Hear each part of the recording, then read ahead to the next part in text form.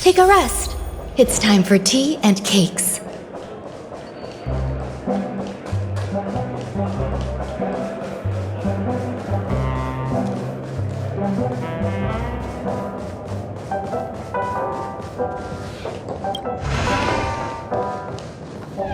Wake up! Wake up! Hey, wake up! The sun's frying your butt.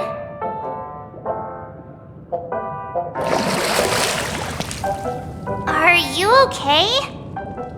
Can you hear me?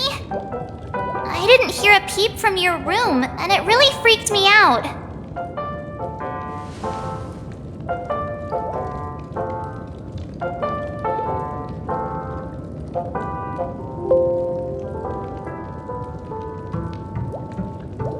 You're not dreaming.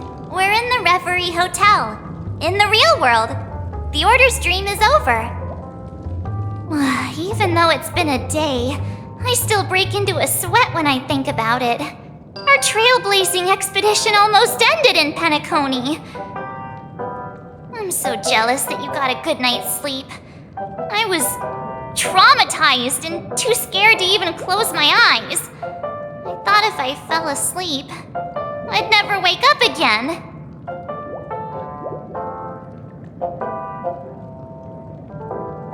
A natural beauty like me never has dark circles. The Stellaron was sealed while you were sleeping. The ordinary people in Penacony have no idea what happened. They just feel like something's missing from their memories. The family's official statement was like, "The Charmony Festival was attacked by an unidentified Stellaron and came to a halt." After all, they can't just reveal the truth about the Order. Now, all the major lineages, except for the Oak family, are dealing with the aftermath. The family has invited the crew to the Radiant Feldspar as witnesses for an important meeting. Everyone's waiting for you, so hurry up and pack. We're leaving as soon as you're ready.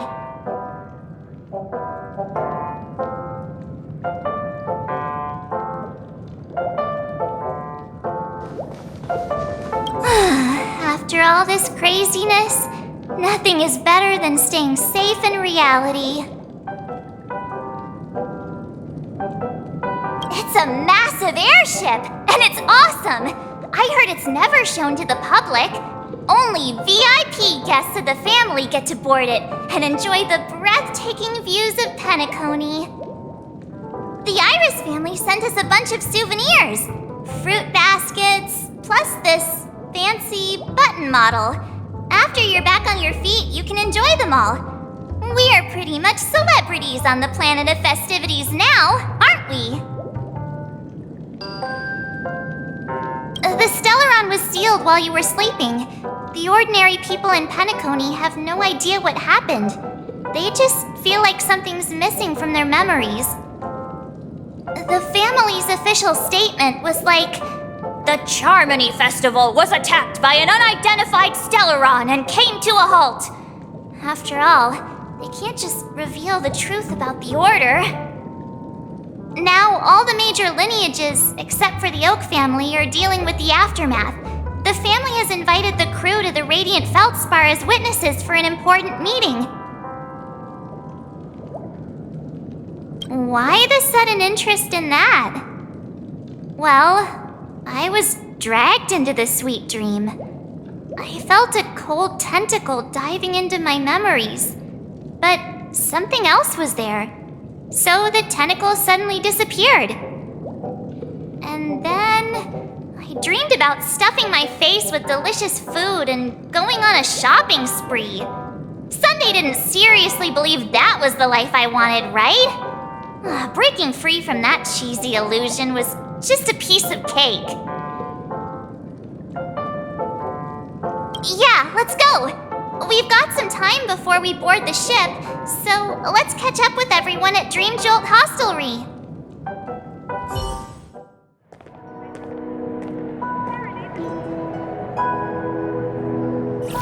How extravagant. Just like Epsilon. How was it? Did it live up to your dreamscape expectations? You already asked that when we first got here. Yeah, and you said no back then. But after all this madness, I'd say you've grown fond of it. Just a heads up, you're still on the Bloodhound family's wanted list, so keep a low profile. And this time, it's Firefly in the picture, not Sam. That's gotta be a whole new experience for you, right? Indeed. In Kafka's words, that's also a missing part of my life. Still, it'd be quite inconvenient if I can't move freely. Could you help me out, Silverwolf? I knew you'd say that. Don't worry. I've hacked all the systems and left no trace.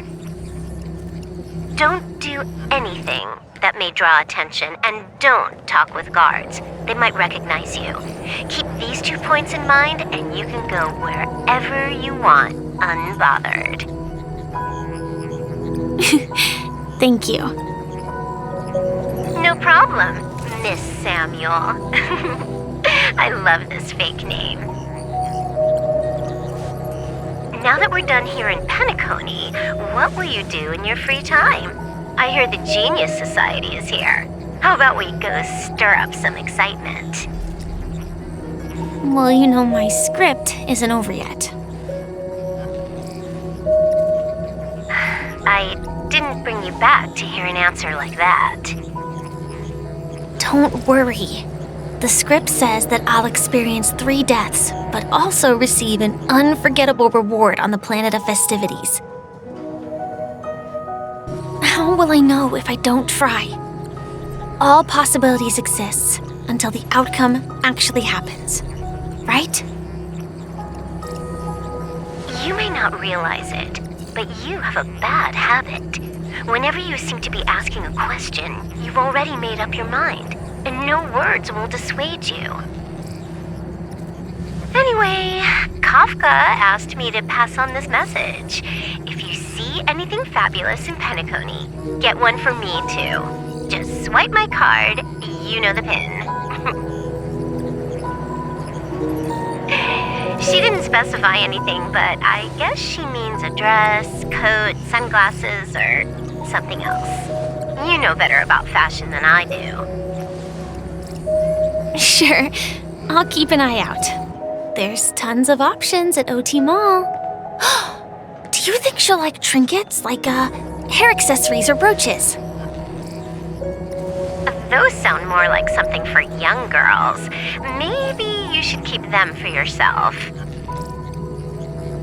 Oh, by the way, Blade didn't explicitly say it, but I think he was trying to say something like, temptation will show up again in Penacony. He's always so subtle with his words. Got it.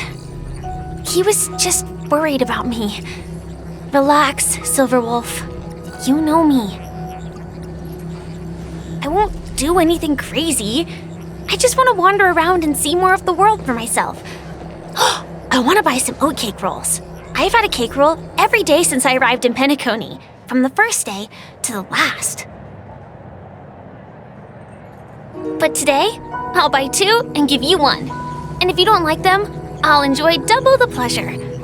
Or I can bring one to Kafka, as she never refuses. Or maybe I'll give it to Blade. He'll appreciate it. That's not written in the script, right? But as you see, I have added new footnotes to my destiny. Welcome, Director Topaz. The family ambassadors are still inside making preparations, but the big boss hasn't arrived yet. It'll be a while before the conference starts, I'm afraid. Huh. Quite a spectacle. The family really knows how to make things look impressive. I thought they would choose a more formal and low-key location for the conference. I didn't expect them to go with a luxury airship. About this, Director. I've asked around. This airship, named the Radiant Felspar, belongs to the Alfalfa family. This conference between the IPC and the family will have a direct impact on Penacony's future, Such an important event should have been held at well, somewhere secretive in the moment of morning dew. The atmosphere here, it doesn't feel serious enough. If I'm right, this conference is probably just a prelude. Whoever organized it wants to assess the IPC stance beforehand. This influential figure either has their own ambitions and wants to reach a preliminary agreement, or they plan to put pressure on us to make us back off.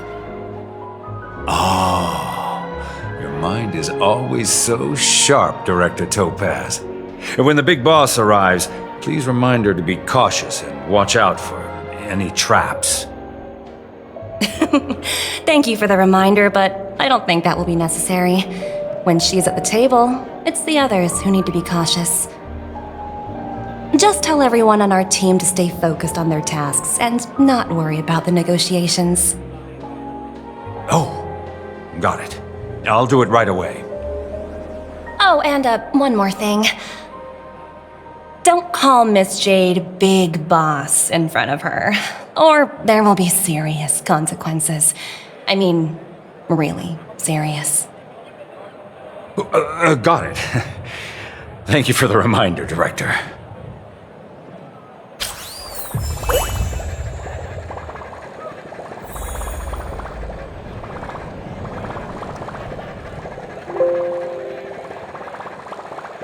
I tripped and fell right here. Just completely face planted.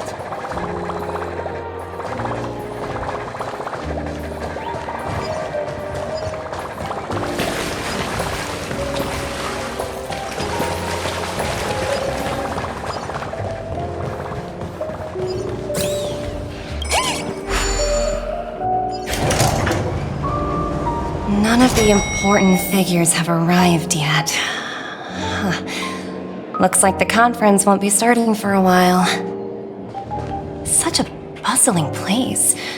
I think I'll take a little walk around.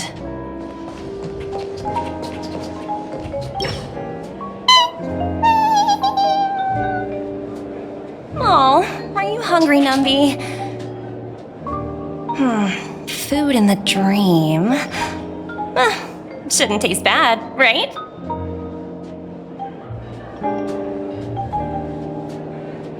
Numby! Catch!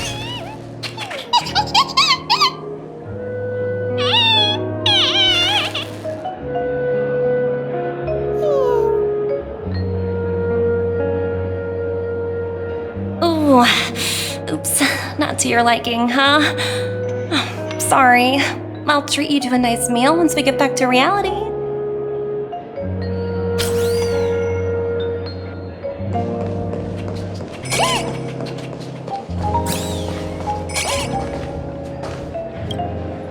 So many buttons. How many centuries would it take to press them all? Huh. Didn't expect those pooches to actually recycle them all. Huh? What are these?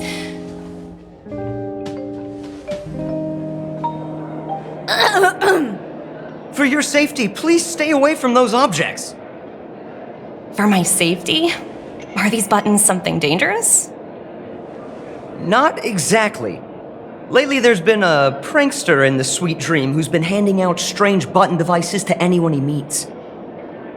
According to those involved, he said something like, "Just press this button and all of Penacony will explode!" Luckily, no one believed him. Still, the Bloodhound family collected these buttons just to be on the safe side. What will happen if you press it? Hasn't anyone actually tried? Well, perhaps you don't know much about Penacony? All the guests here have one thing in common. They're terrified of death. Anyway, the family will deal with these things.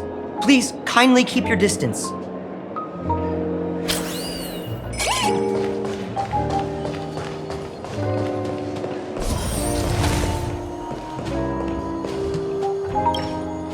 Greetings, madame. What can I do for you? Hello. could you tell me more about the Radiant Feldspar? I assume you are the ambassador of the IPC Strategic Investment Department. It's my honor to assist you. The Radiant Feldspar is owned by Mr. Odie Alfalfa, head of the Alfalfa family. Mr. Alfalfa invested a significant amount in building this luxurious airship an Ember era ago, and it has been sailing across the 12 hours of the dreamscape ever since. Oh, so it's owned by old Odie himself. No wonder the ship is so lavishly decorated. Indeed, Mr. Alfalfa has impeccable taste. Only the most prestigious guests are invited by the Alfalfa family to board this airship. Please allow me to continue my introduction.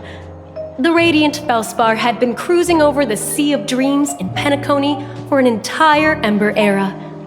But its voyage was temporarily halted due to the recent reverberation. Reverberation? Such a formal way of putting it. You're really downplaying the whole thing. I apologize. Please continue. Following the previous reverberation in the Sweet Dream, the Radiant Feldspar had to suspend its voyage temporarily. Thankfully, the factors that disrupted the dreamscape have been resolved. However, due to, well, certain special reasons, the Charmony Festival originally scheduled at the Penacony Grand Theater had to be temporarily postponed. So, Mr. Alfalfa suggested relocating the Charmony Festival to the Radiant Feldspar, taking this opportunity to announce the resumption of the airship's voyage. Ah, well, that would meet the family's needs and also create momentum for Mr. Alfalfa himself. Quite fitting for a legendary tycoon like him. Thank you for explaining matters to me. Goodbye.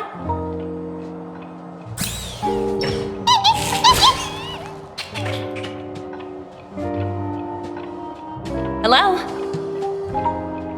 The Talent Motivation Department? Again? Internal review? Will it ever end? I'm working on a major project. I don't have time to squabble with you guys. The way I handled the Urillo case was approved by senior management, and all of the project logs and calls are complete. Can't you check on them yourselves? I just don't understand. Why are you so fixated on this minor case and constantly escalating it? Seriously, what's your purpose? Sounds exhausting. Why not just hang up? In my opinion, you handled that project quite well. A little ball of ice in exchange for the Astral Express's good favor. That's not a bad deal for the department. It's been a while, little Yelena. I've been looking forward to working with you. Never imagined this day would come so soon. Is there trouble? You can tell me anything. Just like old times. It's been a while, Madam Jade. I'm honored to have the opportunity to work with you. You're still so formal, aren't you? Forget about the hierarchy and treat me as your equal. No need for unnecessary titles like Madam. I'm sorry, but it might take some time to get used to that. After all, you are a senior. Well, now that we're both members of the 10 Stone Hearts, I need you to be at your best, especially since the upcoming negotiations leave no room for error. As sharp as you are, I'm sure you've figured out the true purpose of this conference, right? I believe old Odie has taken it upon himself to test our limits before the official negotiations between the IPC and Penacony. That's true, and it works in our favor. Do you know why? If we can reach some sort of agreement with old Odie beforehand, and gauge our opponent's boundaries, our future negotiations will go much more smoothly. That's the obvious benefit. Exactly.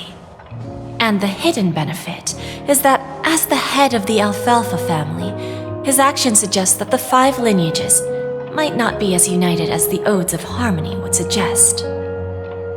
As long as the influence of Harmony hasn't completely permeated their core, personal desires will always have their way. Thankfully, influential figures in Penacony haven't entirely suppressed their own desires. It's similar to the power struggles within the IPC. The supposed all-for-one philosophy shared by the 5 lineages. It's just a slogan now that the Dream Master has gone. After the downfall of the Yoke family, Old OT's faction became the dominant force in Penacony. Even if we consider only the succession order, he's the longest serving and most senior among all the family heads. Yes, that's exactly why we need to handle the conference following an agreed-upon strategy. It's like playing a game of chess, where every move needs to be carefully thought out. Absolutely. The 3 steps of negotiation. Listen, test, and strike. That's what you taught me. Pretty clear. Although, you seem to have changed the order in the Yarilo case. That was based on my personal experience. I apologize for interrupting your conversation, but the family head is ready to meet the ambassadors from the Strategic Investment Department. Time to get to work. Let's prepare ourselves and meet that esteemed supporting actor. Remember, our goal is to create an opportunity for the IPC to enter Penacony. Aventurine has already made a small opening, and you and I, we're going to tear it wide open.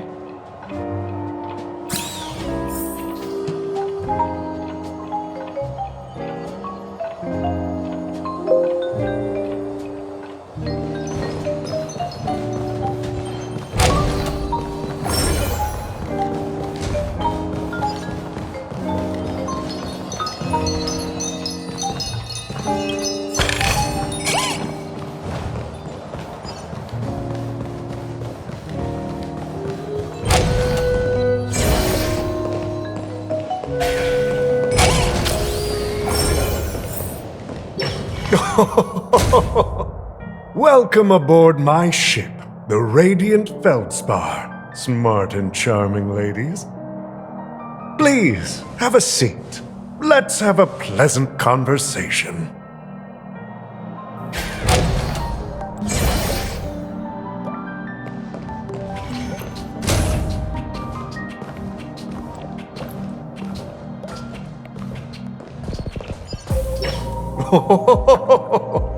Welcome aboard, my dear ladies.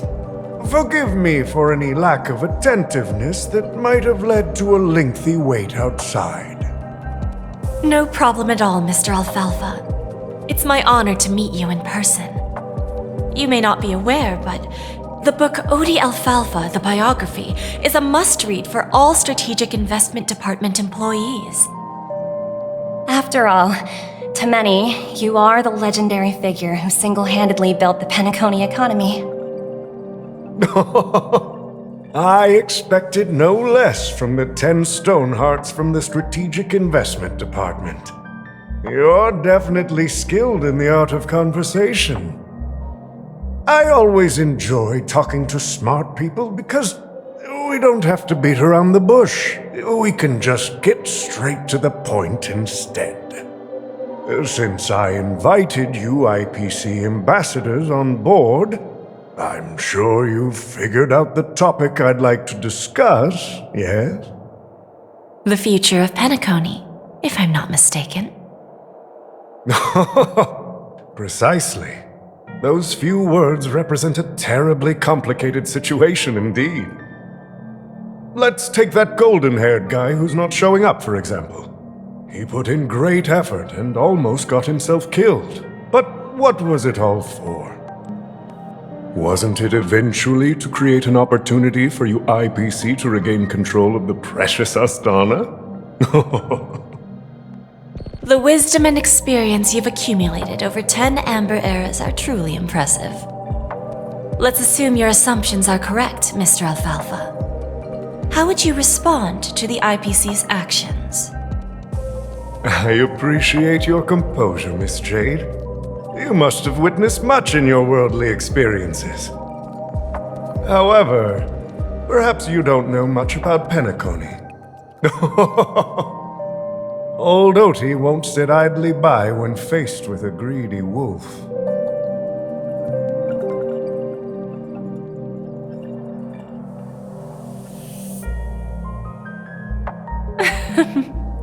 Please, go ahead. I'm all ears. Then I'll be straightforward.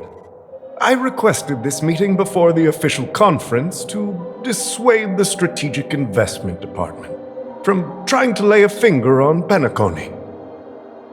If you back off now, you can make a smooth exit and prevent the IPC from losing face during more important negotiations. One of our P45 executives was attacked and nearly killed in the dreamscape. The IPC can't simply ignore this incident. Moreover, considering the turbulence during the Charmony Festival, Penacony's credibility has taken a hit in the public's eyes. Despite your determined attitude, the issues plaguing Penacony are real, are they not? You use the term real, Miss Topaz, but let's not forget that this is the realm of dreams. If you want to succeed here, you need ambition and unconventional thinking. Curious about how I plan to respond to the IPC? Well, I don't mind sharing. My actions will help Penacony take a significant step forward by self-listing and going public. Going public? If I'm not mistaken, you want to bypass the IPC and go public on a universal scale. Precisely. Instead of watching the IPC gnaw away at Penacony, I'd prefer to open the doors of the sweet dream to the entire universe. Starting today, anyone in the cosmos can become a shareholder of the land of the dreams. This is the path of harmony I'll choose.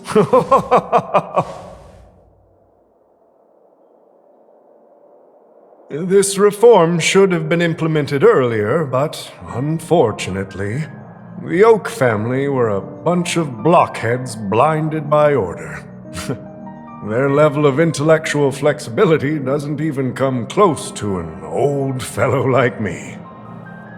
Thanks to the little reverberation earlier, the biggest obstacle between me and my reforms has been eliminated. The Alfalfa family will publicize the financial results of Sweet Dream Paradise, so that the entire universe can see that despite the catastrophe, Penacony still holds immense potential and opportunities, and that the family remains confident in its future.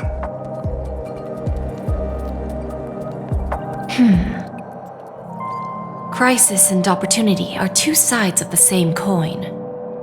So, you've been waiting for the right moment for Penacony to regain the spotlight. And if Penacony should seize this opportunity to overcome adversity, even if the IPC tries to intervene, every move we make will be scrutinized by trillions of people.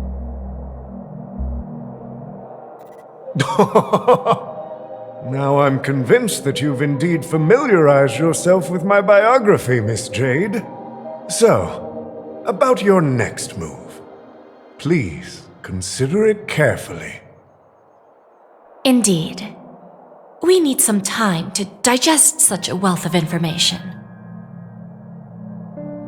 I suggest we conclude the first half of our conference, Mr. Alfalfa. Please allow Topaz and me to confer privately for a few moments, and to respond on behalf of the IPC later. Of course. Take your time, dear ladies.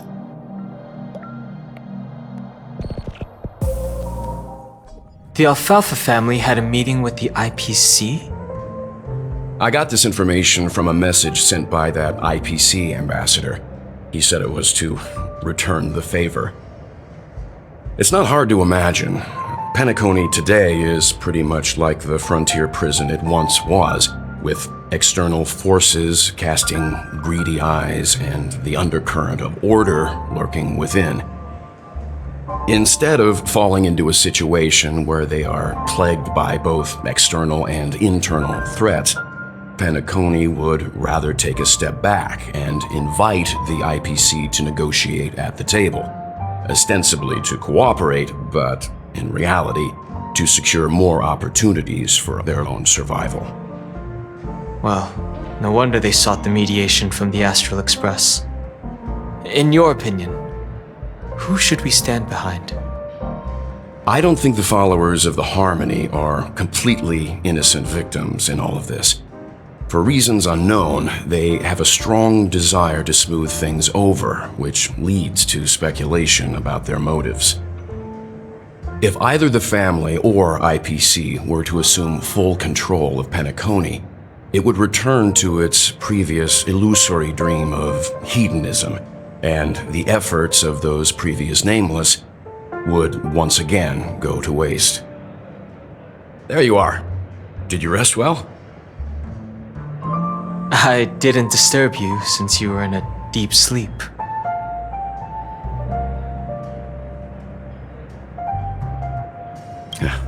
Even long dreams eventually come to an end. Our adventure in Penacony is reaching its conclusion. After Anna's dream was shattered, the family branch from the Montour system soon arrived and swiftly took control of the situation. Most members of the Oak family fell unconscious, but fortunately, their lives were not in danger. The mastermind behind the plans was confirmed to be Gopher Wood, the previous Dream Master. But by the time we arrived, he was dead already. That's what we're about to witness on the Radiant Feldspar. Ultimately, the public perceived the incident as an attack by evil forces targeting the Charmony Festival. They believe the family failed to safeguard the Sweet Dream, significantly eroding their credibility in the process. While quite different from the truth, this appears to be the outcome with the least impact. After all, you don't know who's awake and who's pretending to be asleep. Well, they'll open their eyes in the face of danger. Once the danger subsides, they'll embrace the sweet dream again. Here's a toast, with 3 glasses of Glory of the Trailblaze to all of you. Yeah, it's good to see you all again. Although we might be saying goodbye again after this reunion. When will the Astral Express leave Penacony? We'll stay a bit longer, but not too long. So, this is our final meeting then? If this is a farewell, then it seems to be missing something. Music? Atmosphere? Maybe a special drink to honor those who are not here. Let's see. The mixed drink should be solemn, dignified, and unique, as we'll use it to pay respect to those fallen heroes. To the nameless, resting in peace, and to Gallagher.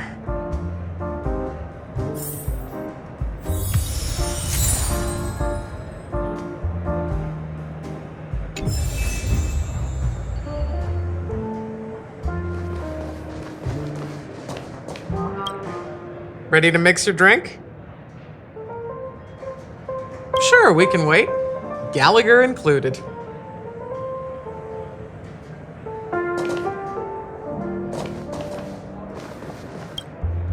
This trailblazing expedition has been thrilling and memorable. Hopefully we've all gained insights about ideals, paranoia, clarity, and dreams from the experiences we've had. One bird longs for the earth and the other longs for the sky. Even if Robin had to stop her brother with her own hands, She won't give up on him. However, facing punishment from the Harmony is inevitable. He will face a trial. As for further details, the family would rather not disclose them. Since the family took up residence in Penacony, the Order has been hiding in plain sight under the guise of the Oak family, using the Stellaron's power to strengthen their hold on the Sweet Dream, which eventually resulted in disaster. That's the claim the family makes. Whether they were truly unaware of all this is a delicate matter. Venturine's efforts finally earned the IPC a seat at the table. As a result, a more senior representative arrived in Penacony and initiated negotiations with the family. As far as the Astral Express is concerned, the IPC will make for an invaluable ally during the negotiations to prevent Penacony returning to its former ways. Well, it was somewhat surprising. In that dream, I returned to my homeworld and reunited with my long-lost friends. And for some reason, Acheron resurfaced in my mind.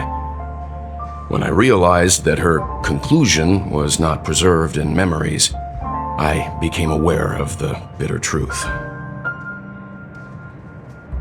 The conclusion of a journey can often be sorrowful. All we can do is to try to make sure it ends on a happy note.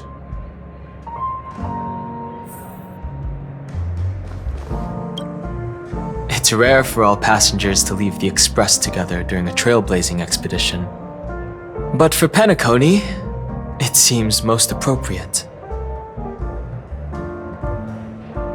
Given the conductor's presence, there's no need to worry about it.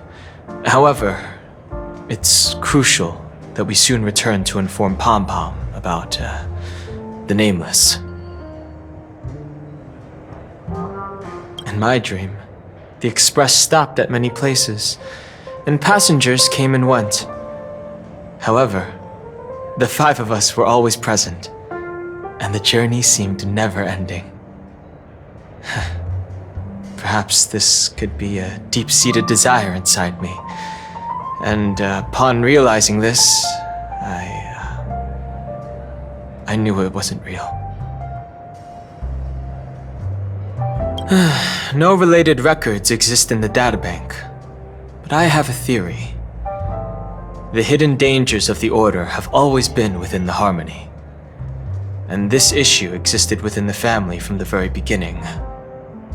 However, now that more powers in the universe are aware of this secret, the situation in the cosmos will become more complicated. Like I said, we'll go and see.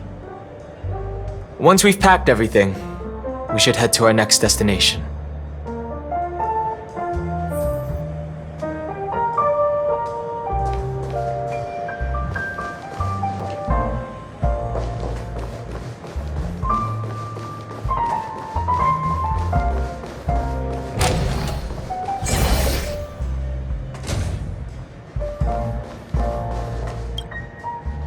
Guess what?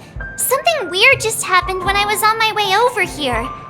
Someone gave me a strange gift. So I unwrapped it and found out it was a button with a message on the back. Just press this button and all of Penacony will explode. This sounds terrifying. Of course not. Who would press something like that? By the time I turned around, the person had already vanished, so I handed it over to a nearby hound. I heard there were many similar reports before the Charmony Festival started. I'm really worried about the future of Penacony.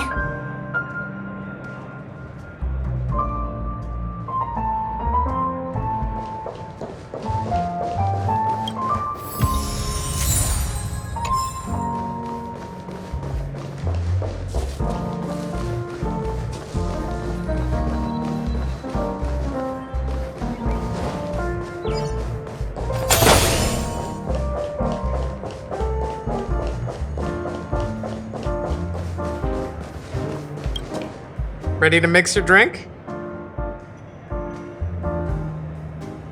I'm not sure. I haven't seen him since our last meeting at the lounge. Come to think of it, he always did come and go quietly. We used to discuss everything here. But every time he'd leave, I'd realize that I didn't know him at all. Such is the mystery that is Gallagher. I have a hunch. Perhaps he's already fulfilled his wishes and won't be coming back. Before we start, would you like to talk to your friends? We have plenty of time. All right, as you wish. I think I have an idea about what drink to make. Would you like it bitter or sweet? It's up to you. Choose the flavor that suits you best at this moment. Drowning sweetness. One of the most challenging drinks to make. A slight imbalance in the ingredients can result in an overwhelmingly viscous sweet taste. However, with the right ratios, you get a uniquely sweet drink with a lingering aftertaste.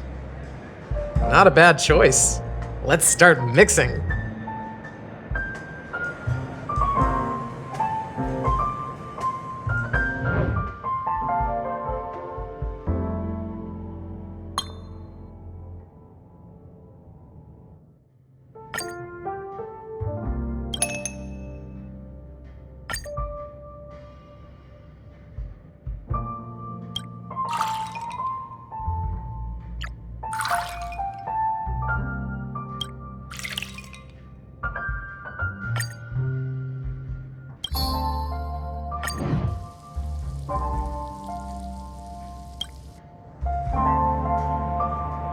Words always fall short. If you want to bring closure to past events at this lounge, there's no better way than mixing a drink. Blend all your memories and emotions together and stir them well. Through the filter of time, what remains in the glass is something to savor. Well, it's done. Here's to the nameless resting in peace, and to my friend Gallagher. The spirit of freedom will spread far and wide among the stars, and its legacy will be more timeless than a pastoral song. We're not accepted by the outside world, so we've gathered here. And one day, our souls will return to the same place. Cheers.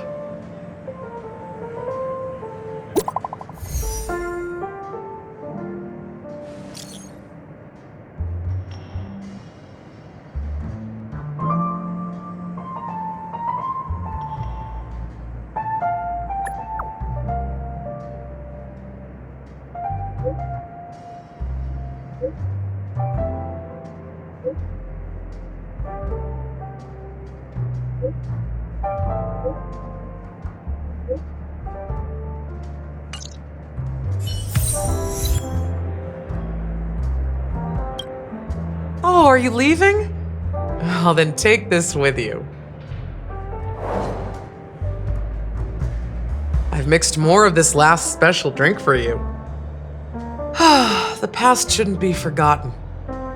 So I hope it brings back the flavors of Penacony. Thank you. I'm sure it'll leave a lasting impression.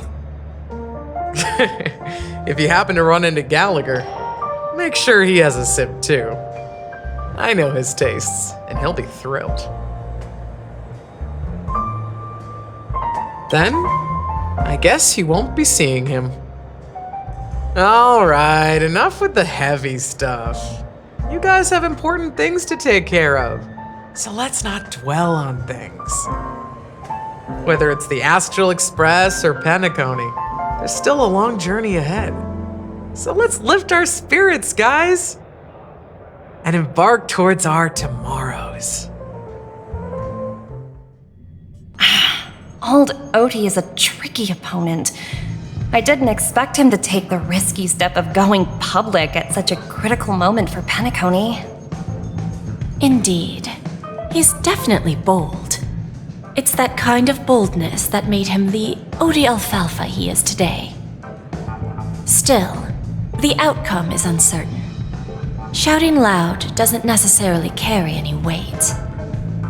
What about the phone call I asked you to make, Topaz? They agreed. But it'll take some time before they arrive.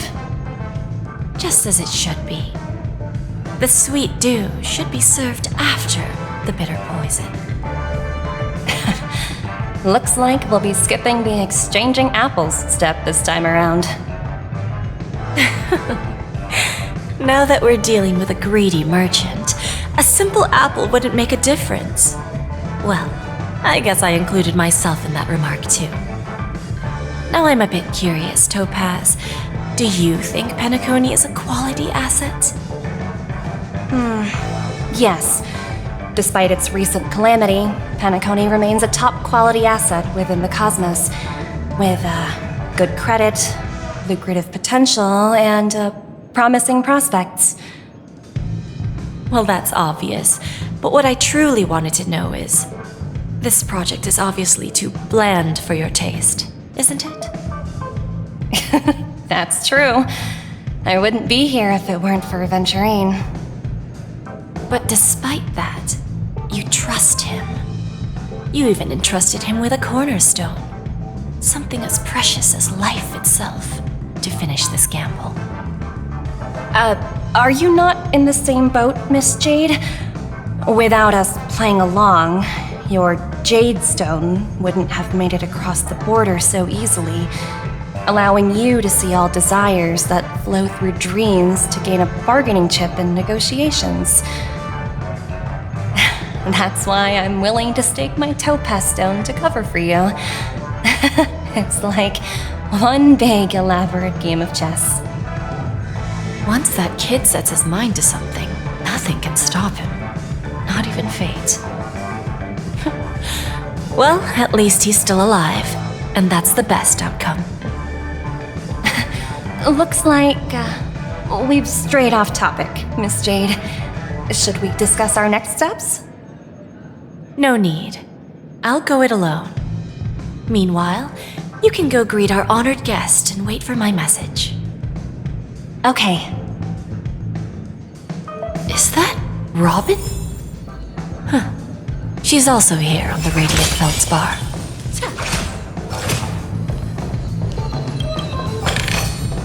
Is that all? Hardly worth the bother. There's a good child. Do as you're told.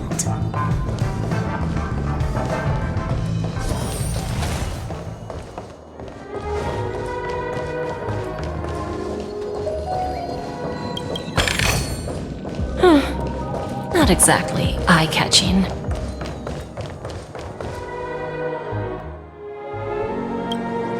Greetings, Miss Robin. I didn't expect to meet you here. Miss Jade?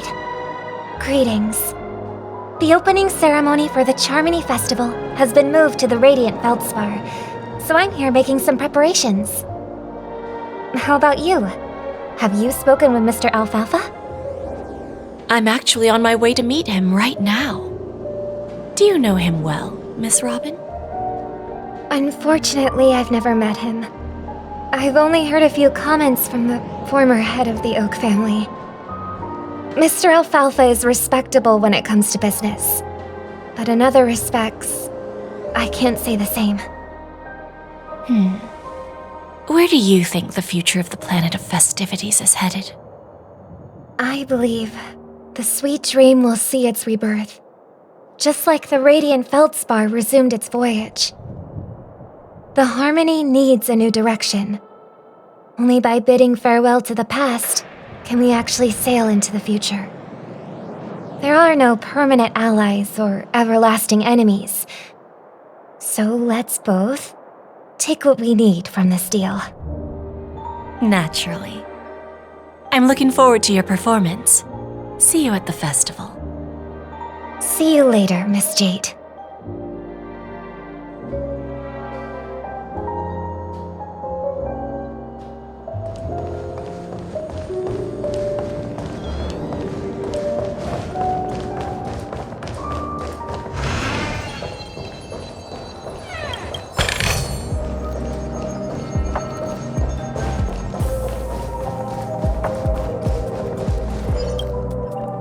you for your patience, Mr. Alfalfa. Let's continue our discussion. Figured out something already, Miss Jade? But where is Miss Topaz? Topaz has something else to take care of. You'll be seeing her later. Talks can still continue between the two of us. Is it just me, miss? Your tone sounds very different now. I need to set a good example for my junior. It's not a good habit to be too loose-lipped during negotiations, right? Now we can speak frankly and openly. Do you believe what I said, Odie? You're not the only merchant who has seen the changes in the cosmic market over the past 10 Amber Eras. Interesting. Now that's interesting. Good. It's good to be straightforward.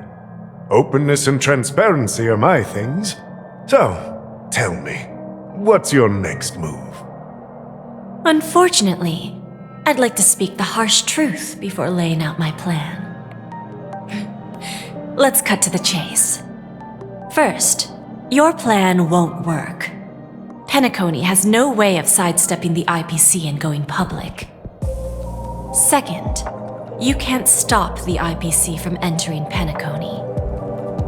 We've got all the time and connections in the world to find a way in. We'll keep tearing down and rebuilding this place until the Asdana system gets used to the IPC's ways again. Now, I'm repeating your words exactly. If you don't want to be a laughingstock and have everyone gunning for you at the official conference, you'd better drop your little pie-in-the-sky plan. Oh, interesting. Indeed.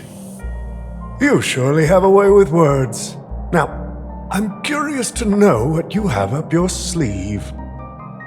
Mr. Alfalfa, let's not forget that the IPC controls the biggest interstellar publicity platform. More than half the news networks in the universe take their orders from us. The moment news spreads about Penacony going public, trillions of customers will immediately receive a message like this. The family's protection for Penacony has expired. Any mishaps in the dreamscape could result in permanent brain death. Care to guess how many ways we have to turn Alfalfa credits into worthless junk within a measly 24 system hours? With the entire cosmos keeping a close eye on Penacony, I assure you, it won't be too hard. You really think you can pull that off? Even from Pier Point, as distant as it may be, I'm more than capable of keeping you on a tight leash. However, if you agree to give up that half-baked plan to go public, the IPC will assure you that we'll never jeopardize the interests of the family heads under your leadership. After all, we also need allies here in Asdana.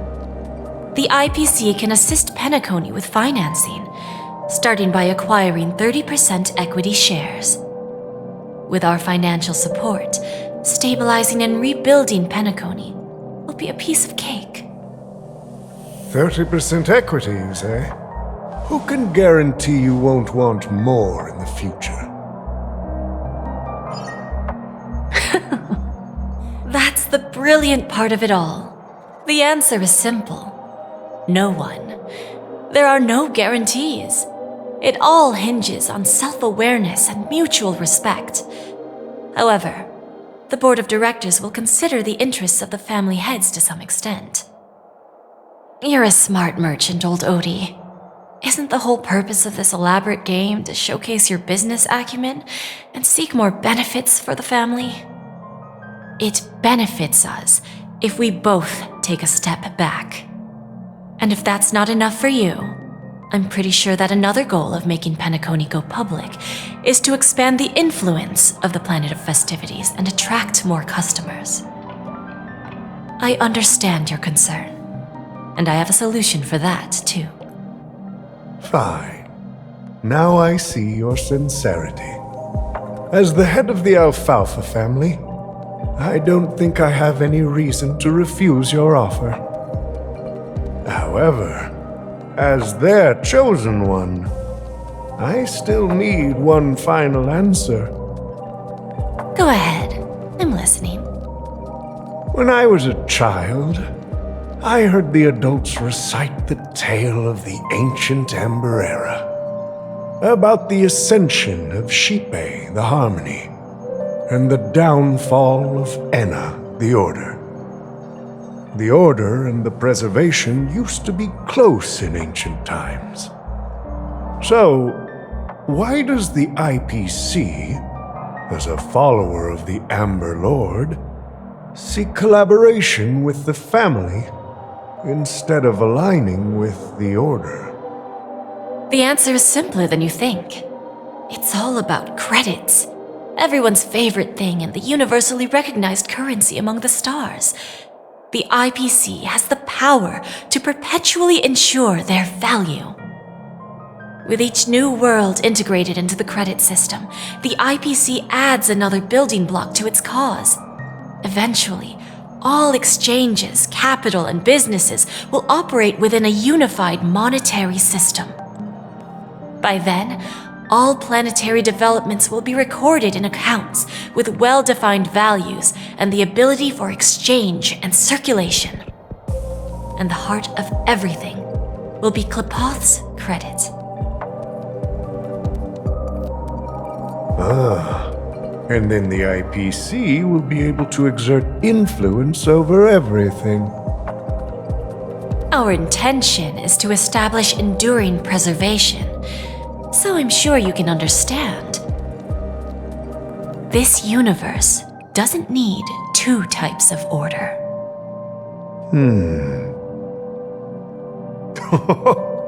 Well said. Now you've convinced me. All right. Tell me your solution. Let's see if we're thinking the same thing. Then let's continue our conversation.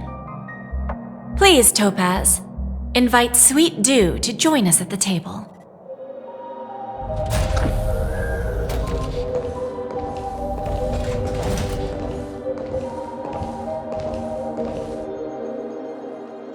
Thank you for your presence, Miss Himeko. Please allow me to introduce her to you, Mr. Alfalfa. This is Miss Himeko from the Astral Express, one of the future shareholders of Penacony. I've heard so much about you, Mr. Alfalfa. It's an honor to meet you as representative of the Astral Express. This stunning lady is the navigator of the Astral Express? It's a pleasure to meet you. I believe everyone here is familiar with the general contents of the proposal. After this round of financing, the IPC is expected to hold 30% of Penacony's shares. Then, the IPC will transfer 5% of that stake to the Astral Express and recommend Miss Himeko as an independent director to honor the sacrifices and contributions made by the former Nameless to the land of the dreams. While this decision isn't finalized yet, we are honored that everyone here recognizes the way of the Trailblaze. While the Nameless didn't embark on their journeys for fame or fortune, if this is the wish of both the family and the IPC, I will represent the Astral Express and fulfill my duty as a member of the board of directors. The entire crew has agreed to assist in the reconstruction of Penacony. Beyond that, in our future travels, we are committed to bringing the beautiful dreams of the planet of festivities to more worlds. Of course, all cooperation is based on one premise.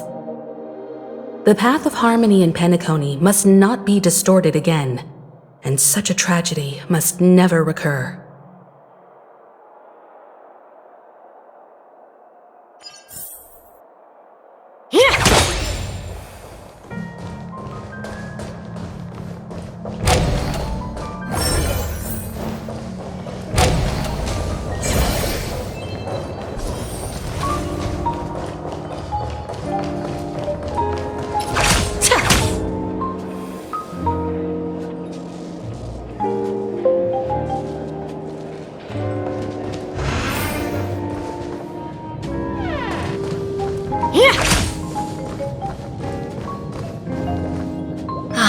Old OT is in agreement, so the issue is settled, I presume. What about the remaining family heads? They will soon realize the situation. When old Odie answered the last question, he represented more than just the Alfalfa family.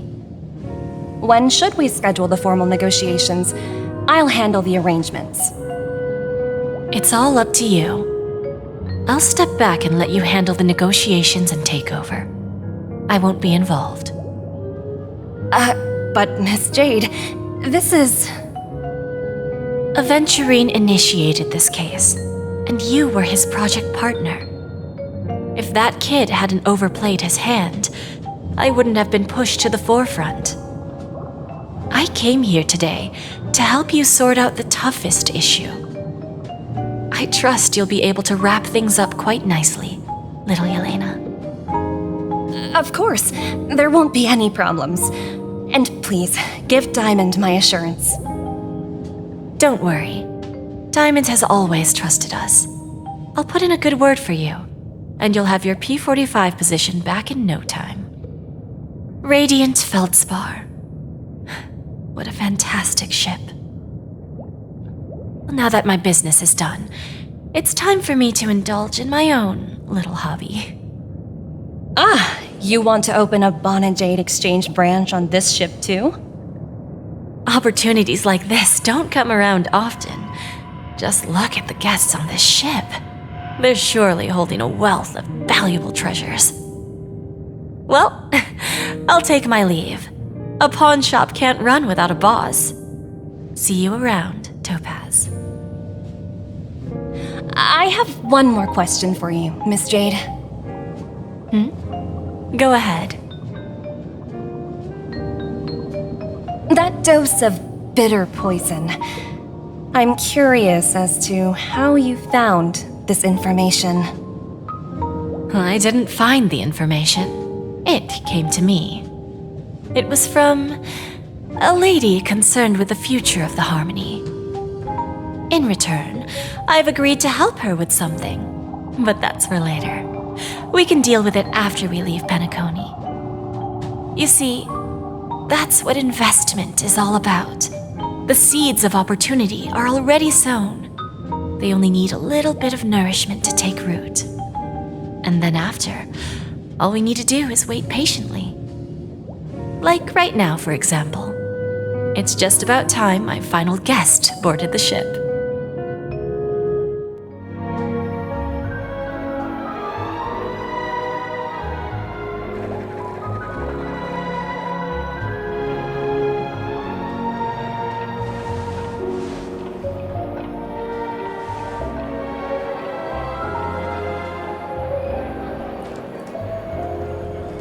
Sneaking in was way easier than I thought. The family's security is as lax as ever. So, this is the Radiant Feldspar. So luxurious. A pawn shop that grants wishes. Is there really a place like that on the ship? I'll find out for myself if the rumors are true or not.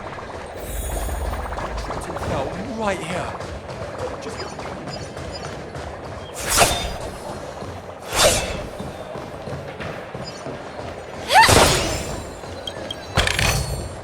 No danger detected, but never let your guard down.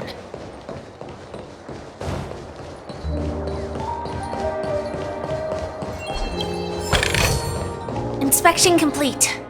Nothing suspicious. Is that him? Huh. Vanished in the blink of an eye. So the Astral Express is here too. The Harmony Festival has really been postponed. What happened in Penacony? By the way, there's one more thing. Mr. Alfalfa and I discussed it. I'll present a gift to the Astral Express on behalf of the family as a token of gratitude for the Nameless's contributions to Penacony. Please help me with the necessary arrangements. Right away, Miss Robin. Can I ask you something? Oh, greetings, miss. Is there anything I can help you with? Do you know how to get to the pawn shop? Pawn shop. Ah, you must be talking about Lady Bonajade's place, right? I heard she offers special services there. I've marked the pawn shop's location on your device. Please feel free to check it out. Lady Bonajade. I think I've heard that name somewhere before. Was it from Silverwolf? Come to think of it, she disappeared after mentioning that she was going to meet with the Genius Society. I wonder how things turned out for her.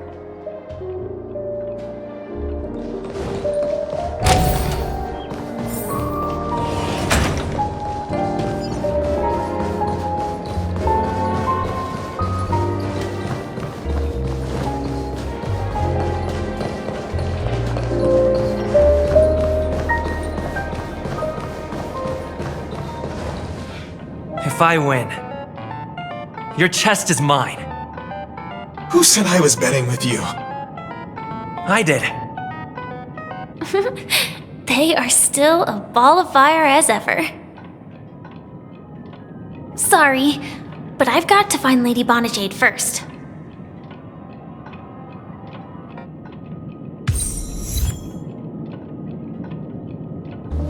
Hey, excuse me. No, it's not the best time to do that.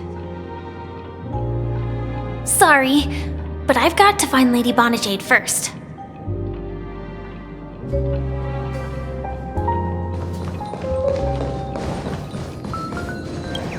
I want to play some more! No danger detected, but never let your guard down.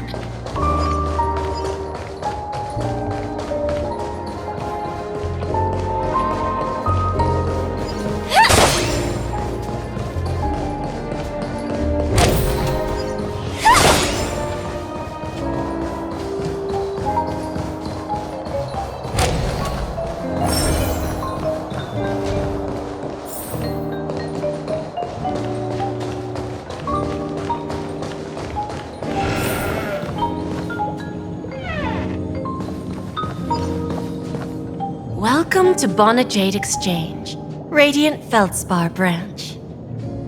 How should I address you, dear lady? Just call me Samuel. Samuel. Nice name. So what do you need, Miss Samuel? And what are you willing to give up in return? I want to keep on living. And for that, I'm willing to give up everything I have. Everything you have? That's right. Everything. Miss Samuel, I think you'd best turn around. It seems you're not quite familiar with the term pawn. What do you mean? I mean it literally. I sense your burning desire to live, but unfortunately, you don't have anything of equal value to offer. Okay. A pawn shop that grants wishes. I see. It's just a marketing gimmick. Well, that's quite a harsh accusation. I understand you may not fully comprehend what I mean, but don't worry. I'll help you understand. Go and talk to these people. They're all customers of my pawn shop. See for yourself if their wishes have come true. Once you've done that, come back to me. I'll help you understand the true meaning of pawn and make you realize what you're missing. That Lady Bonajade feels more like a money lender rather than the owner of a pawn shop. Well, I've got nothing better to do anyway. I'll do as she says and see what happens.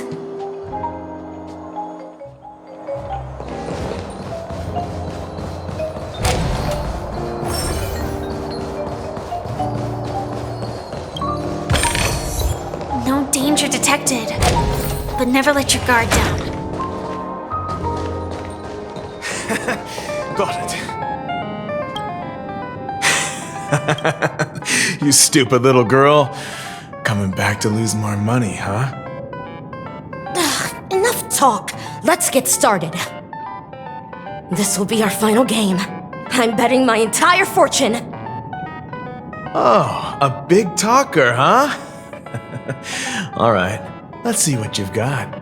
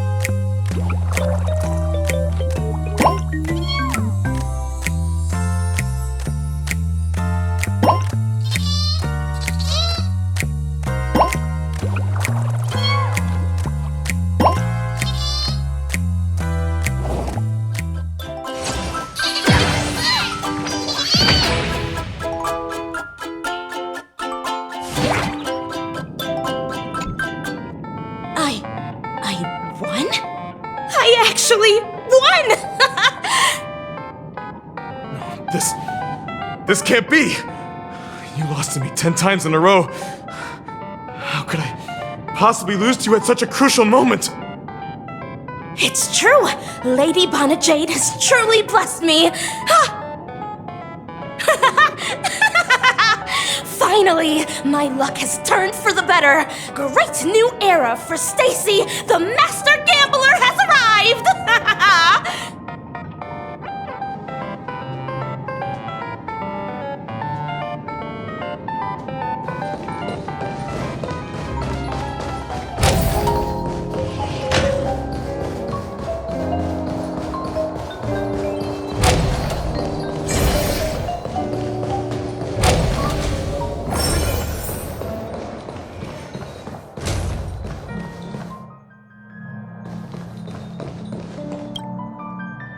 Prepared a gift for you, Dorothy. Check this out. Whoa! What a beautiful necklace! Is it made of cymophane? It's stunning. How did you know I love jewelry made of cymophane? It has the same purple hue as the necklace my dad gave my mom. I've never told anyone about it. How did you find out, Del?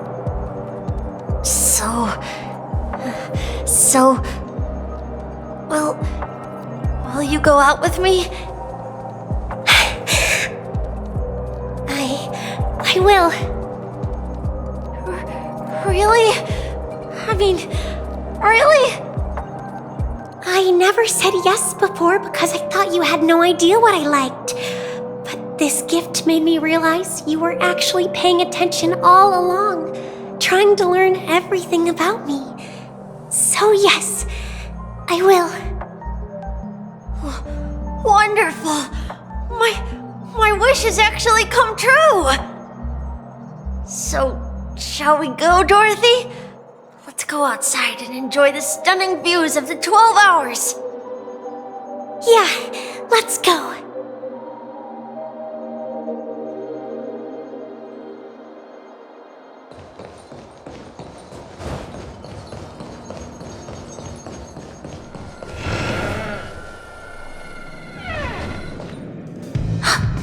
Did you see that?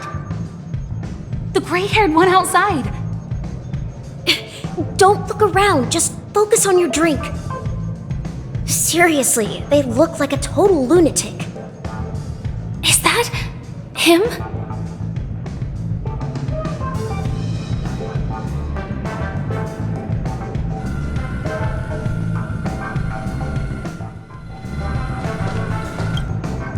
Yeah, you heard right. I've got him. He's been hiding at the moment of soul in Penacony, using a fake identity. And he even posed as a professor at Paperfold Academy. I've made a deal with the family. We'll leave the extradition-related paperwork to you.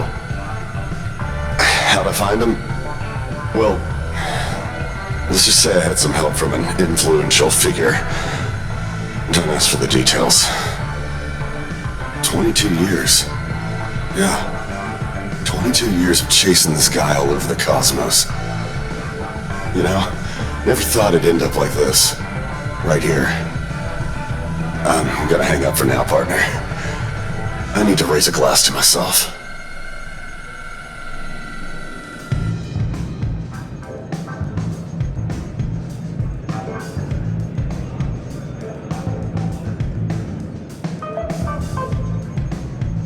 All of their wishes actually did come true. But I just don't understand. How did she do it? And what does pawn really mean? I should go back and ask.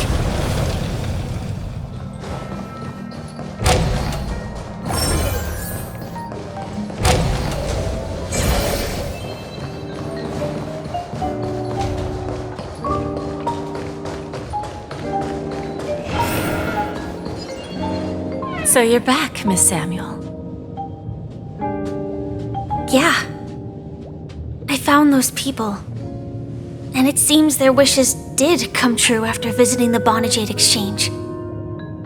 But I'm not sure what you want me to see. They all seem to be living fulfilled lives. Not so fast. This step was just to show you that the Jade exchange is genuine. That I had the power to grant their wishes. And now, I'll tell you the price they paid. Dell was from a wealthy family. He was head over heels for Dorothy and wanted to win her heart. So he made a deal with me. He put up his entire fortune in exchange for a gift that would impress Dorothy. It was a piece of cake for me, thanks to my IPC connections. However, Dell will soon find himself evicted from the dreamscape because he can't afford his room. Whether he can bounce back from poverty, well, that depends on him. Let's just hope that necklace will keep their relationship from crumbling. Then there's Stacy, a lady with a gambling addiction. She wanted some serious luck, but she had nothing to offer, so I took something else instead. I took away all her close relationships. From the moment she stepped out of the Jade exchange, every casino in the cosmos would remember her name. But her parents and siblings would sever ties with her, and it would be impossible for Stacy to make any real friends again. She will accrue a vast wealth due to her good luck, but she'll never be able to use it for the people who truly matter to her. As for Detective Walker, he spent 2 decades chasing down a wanted criminal for some heinous crime. But he never caught the guy. In his desperation, he came to me. He offered his own memory system as collateral. In due time, his memories as a detective will be erased, and he will completely forget his own identity and all the sacrifices he has made. Interesting, don't you think? I fulfill people's desires and grant them favors, and soon they come back to me with even greater desires. When people see others' desires get fulfilled, they develop their own desires. It seems like an endless cycle, but it does have a goal. In the end, I will get what I desire from this whirlpool. And patience happens to be one of my greatest strengths. So now, do you understand what you must give up, Miss Samuel? Or should I address you as AR 26710, a remnant of Glamoth's Iron Cavalry? I'm not surprised. You are much calmer than I expected. Entropy loss syndrome. Truly an unjust misfortune, isn't it? The higher-ups in Glamoth implemented such a failsafe within the genes of their warriors, just to make sure the Republic's most powerful weapons wouldn't fall into the wrong hands. As for the price, those Iron Cavalries weren't exactly seen as regular, independent humans, so there wasn't really a price to be paid. However, you are different. You're now a Stellaron hunter, a living being named Firefly. Naturally, you want to continue your existence, but with the firmament front gone, the people who know the secret and can cure the disease are nowhere to be found. Are you suggesting that the IPC has a remedy? Well, there might be a silver lining. That's all I can say for now. I see. It's no wonder you said I can't provide anything of equal value. Because nothing I own holds any meaning. So, you're going to ask me to personally restrain my partners to ensure my own survival? Unfortunately, that's not quite the case. Partners. A nice way to put it. Now I'm even more curious about the Stellaron hunters. Each of you has your own identity and a special bond with each other. It's strong and intimate, and yet it allows for independence. Just as the 10 Stonehearts follow Diamond, you follow your own leader. I wonder what they are like, and if all Stellaron hunters are like you. Traveling on the path of finality, but struggling against your destiny. Attempting to move in the opposite direction.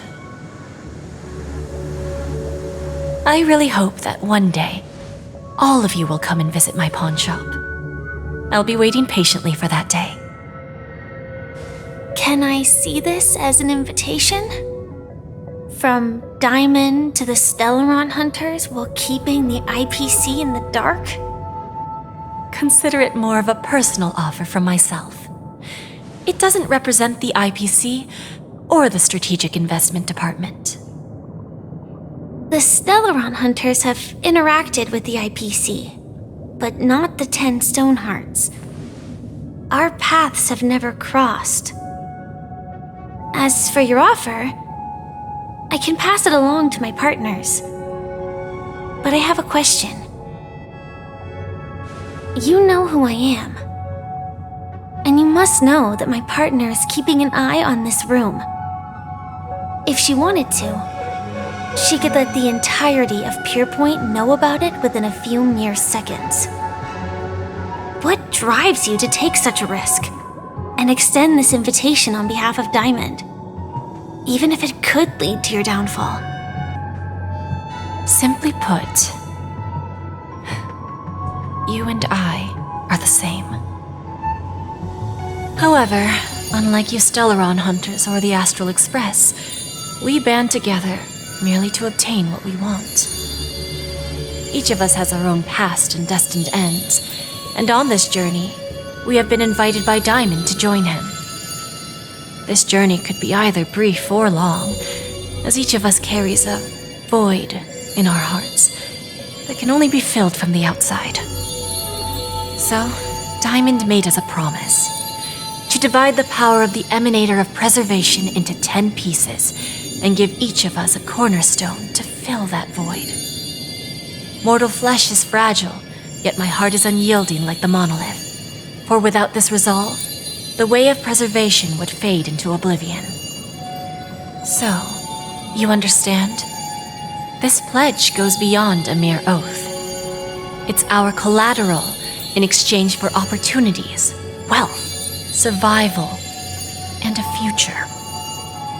And whatever we gain from it will fortify the Stonehearts in return, allowing us to achieve the great cause of the preservation when the war among the eons eventually comes.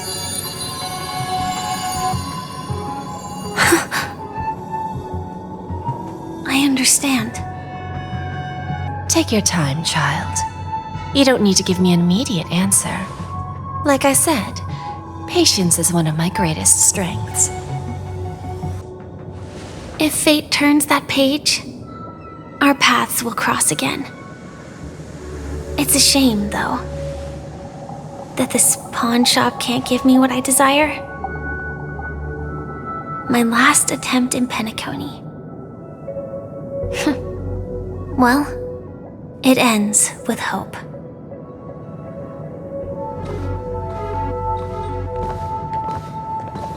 Lady, Bonna Jade? I've come to deliver the collaterals promised. Turns out, the meeting to decide the future of Penacony went much smoother than expected, with little debate. Oh, the Charmony Festival's opening ceremony is starting soon. I should head down and take a look. This airship has quite a few treasures. A bountiful harvest.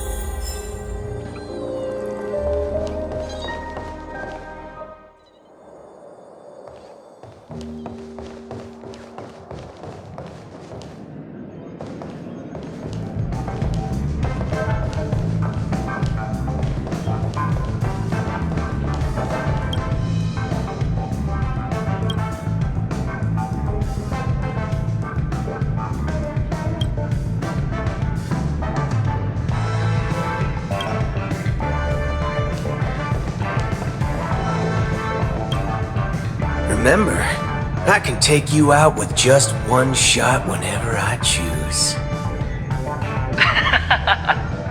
Oh, that'd be my honor.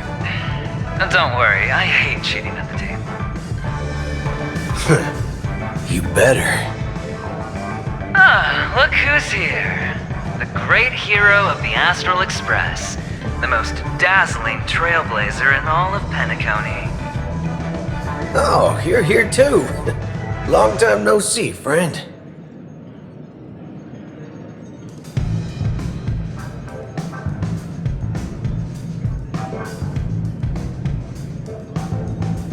This fella is also tracking down that son of a gun. What's that saying again? The enemy of my enemy is my friend. Let's set aside those under-the-table dealings for now, partner. Don't want to spoil the festive mood of the Charmony Festival. I agree. Now let's congratulate Mr. Trailblazer. I hear the family intends to thank the crew at the Charmony Festival. It's a real pity I can't personally be there to witness this. Well, my job was just to give the IPC an opening. Other things aside, I think I did a pretty good job at achieving this. While you were at Dreamflux Reef, we were actually close by. We wouldn't have been able to dig up so much dirty information without the help of a knowledgeable friend. But that emanator didn't pull any punches. My body couldn't hold out too long. Otherwise, this would have been settled in a much cleaner manner.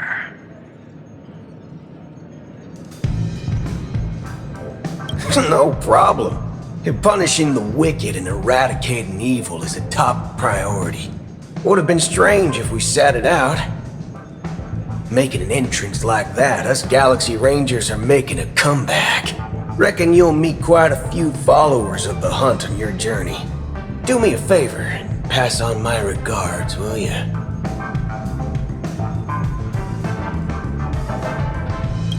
Forget it. I'm not one to beat around the bush. I've got a score to settle with a high-ranking executive fella named Oswaldo Schneider. And this flamboyant fella here can help me find him. The feud between the Marketing Development Department and the Strategic Investment Department is well known across the cosmos. But what I didn't expect was the involvement of the Galaxy Rangers in this feud.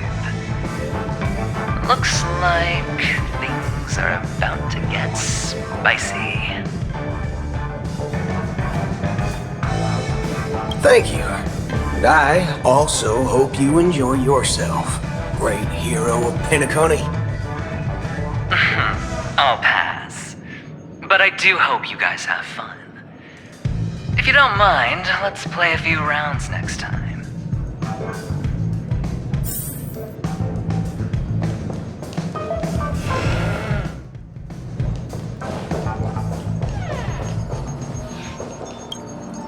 Ah, yes. I remember you. Your performance at Herta's space station was adequate, I suppose. No wonder that gambler likes you so much.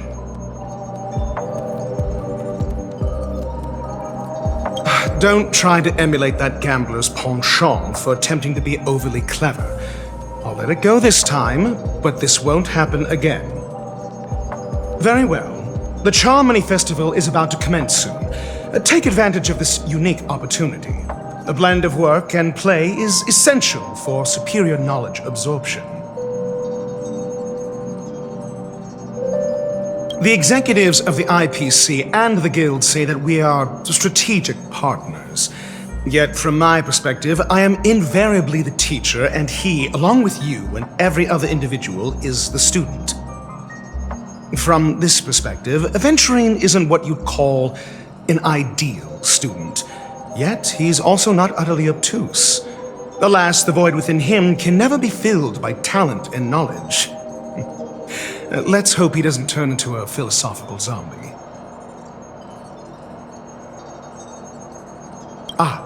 Saying such a thing merely indicates that you have not truly grasped the essence of learning. The principle of balancing work and relaxation is scientifically grounded, with the relevant proof process detailed on page 21 of the 31,467th issue of the academic journal Star Caesar. Acquiring knowledge aims to enhance living. Don't invert priorities like those dolts at the Guild. Then you'll excuse me.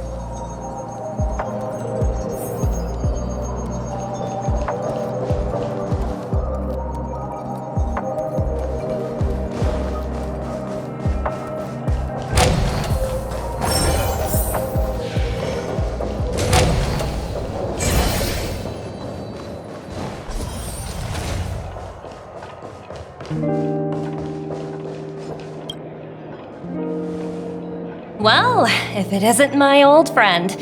It hasn't been long, and yet here we are again. How are you?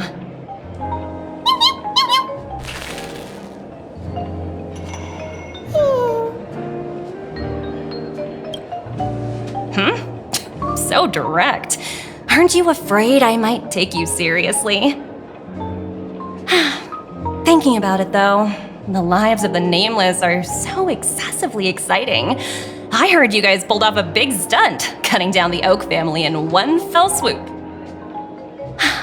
If one day you're tired and looking for a change in work environment, or you want a desk job, just contact me. Look how bustling this ship is. Not bad. Someday when I'm less tied up, I plan to host a grand party on my eco-ship, and you'll all be on the guest list.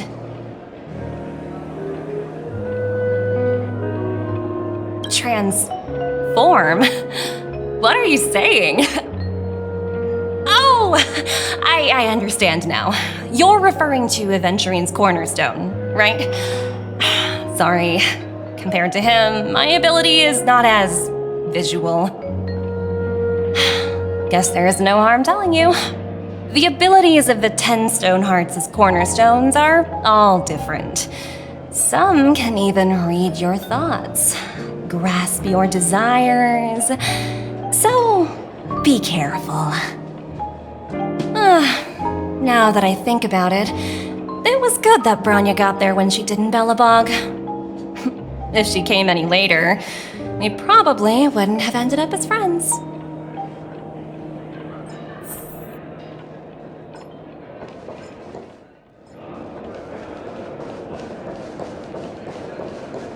What services do you require?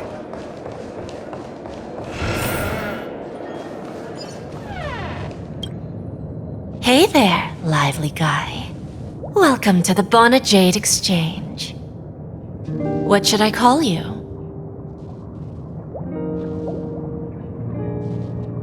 What a unique name. So, mister, what do you wish for? And what are you willing to sacrifice for it?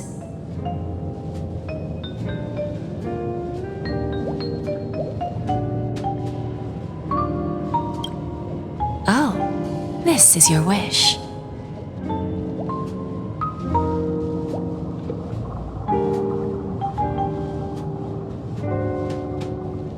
Sounds simple enough.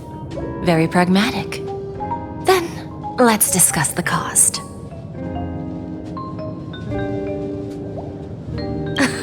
I wouldn't be too worried. To fulfill this wish, the thing I need is simple. The tail of an animal. Well, it's a two-legged animal with black fur, a round head, and long ears. It's omnivorous and is prone to mood swings. Most importantly, it has mastered the human language and can communicate. Bring its tail to me as collateral, and your dreams will come true.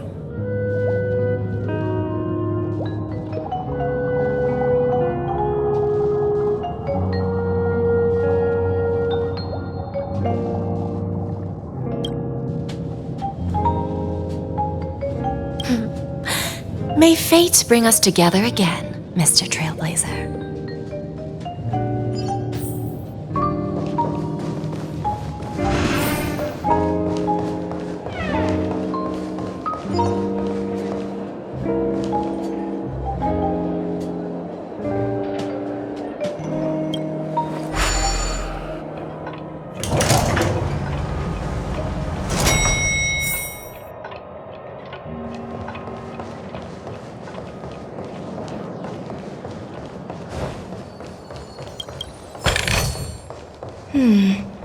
A few decorative designs wouldn't go amiss.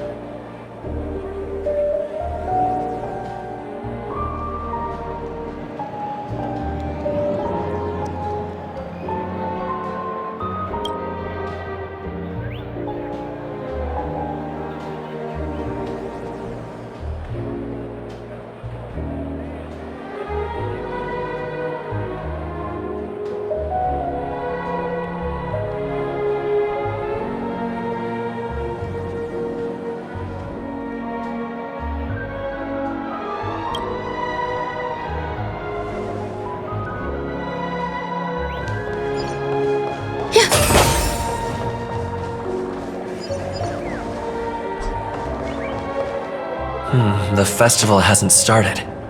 Let's take a quick break. Hi! We meet again. Who's that? It's really you! I knew I didn't get the wrong person. Yes, it's just I didn't get the chance to say hello. There's still some time before the Charmony Festival starts. Do you want to chat?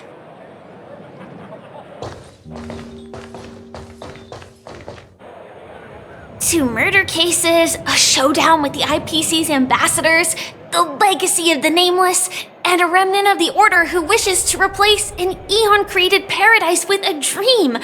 You guys even ended up shattering the dream. It's truly been quite a vacation. It's a good thing that you guys managed to overcome all those difficult problems. Congratulations! After the Charmony Festival's opening, will you guys be leaving again?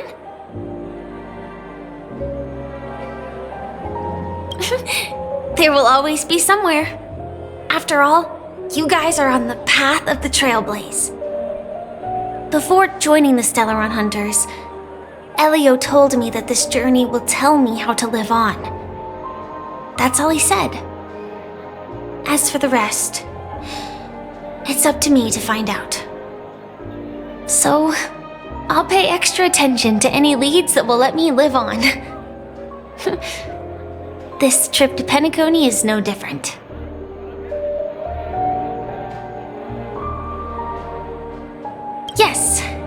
Initially, I thought the answer might lie with the riddle of the watchmaker. I was looking in the wrong place, but I did reap some rewards. Do you know Miss Jade from the IPC's Strategic Investment Department? Jade Exchange belongs to her. She told me her price, but... I know. But what she wanted wasn't my answer either. Of course, I want to live on. But what fate owes me, I want it paid back, not passed on. No one else should be involved because this is a grudge between me and fate. Speaking of which, actually, I feel that I still owe you a formal apology for that matter with the performer of the Iris family.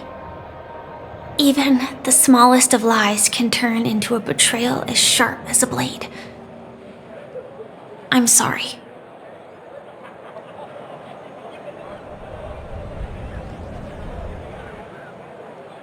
It was an emergency, so I never had the chance to formally apologize to you. And admittedly, I was the one to blame. To me, hiding is much easier than being honest. Yet, I still want to try expressing my emotions as any ordinary person would. It's that girl! Get moving! Arrest that criminal before the Charmony Festival's opening ceremony starts! I can't believe they've chased me this far. Looks like we have to say our goodbyes. Don't worry about me, just go and enjoy the ceremony.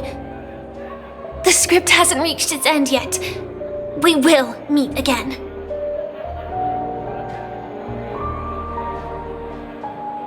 I hope she's okay. But if it's only those two hounds again, she'll probably be fine. I'll send a message later to check in on her.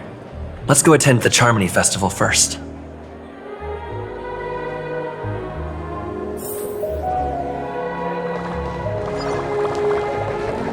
Let's take a seat here. Everything is settled. But there's still some time left. Maybe I should take a walk? Forget it. I've done enough walking around already. Let's take a seat and rest for a while.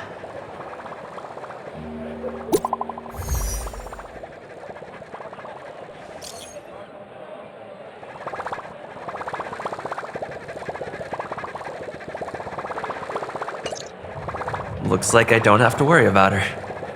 Let's wait for the opening ceremony to start.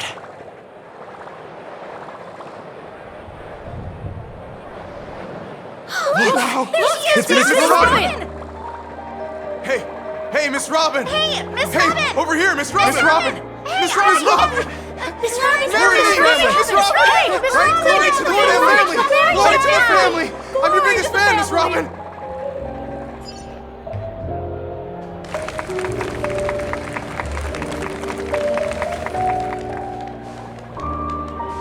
Distinguished guests, fellow family members, ladies, gentlemen, and friends from all over the cosmos.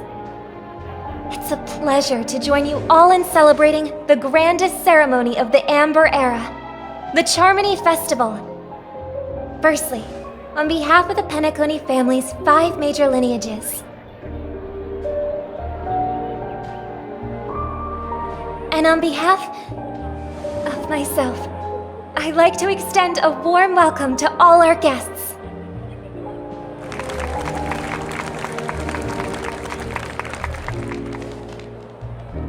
As you all may have noticed, this year's Charmony Festival is far from regular. Thanks to the efforts of everyone, this celebration is unprecedented in scale, with factions from across the cosmos in attendance. Not only that, the customary opening ceremony held at the Penacony Grand Theater has now moved to the Radiant Feldspar, the very airship you all stand upon.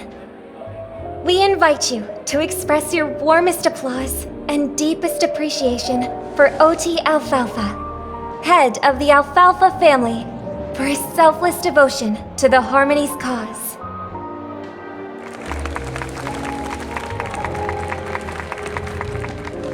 What makes this festival so uniquely significant?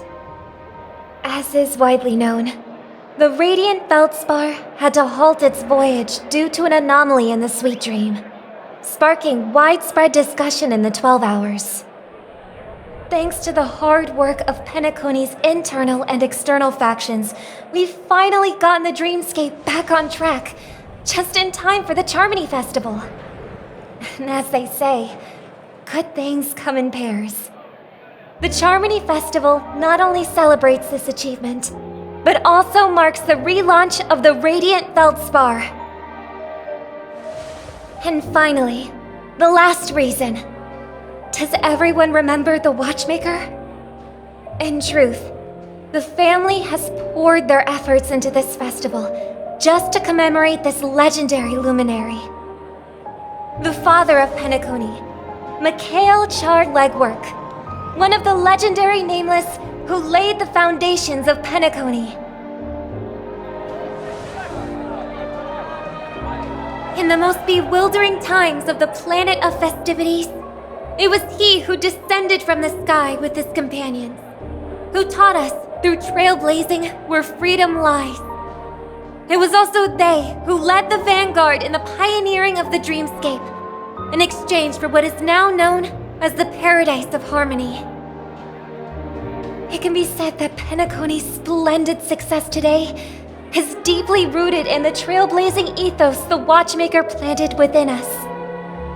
Only by honoring this trailblazing spirit can we fulfill our mission and spread harmony to a broader audience. Aw, that's so nice of her. She's talking about us.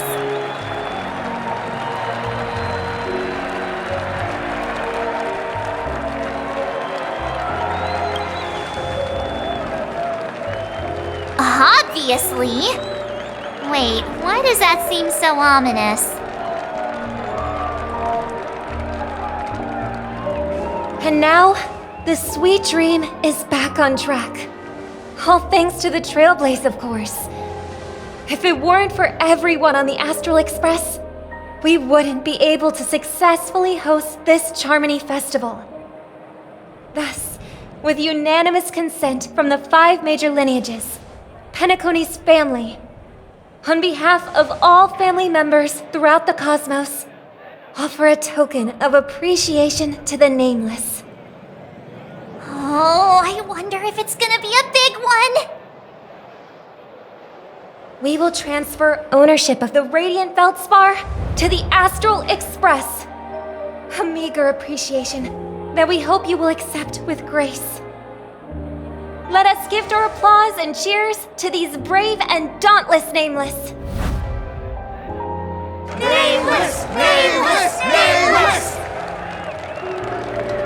And now, I propose a toast to harmony, to the Trailblaze, to the future of Penacony and the universe, and to the generous Alfalfa family head, Mr. O.T. Alfalfa. Cheers! Cheers!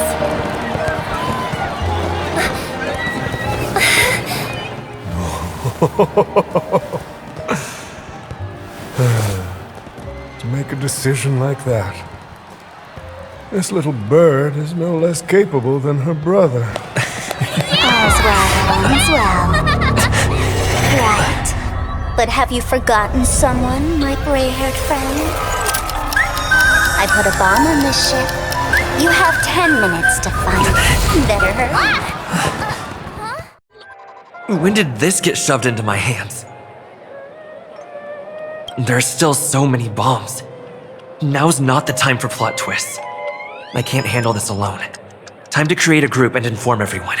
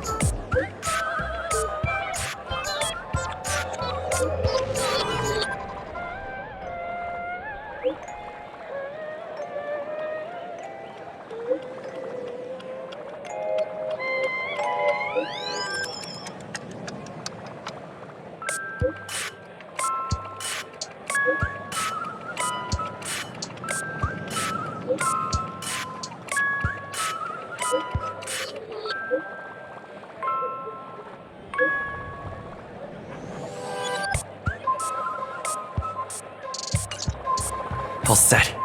Let's start following the plan.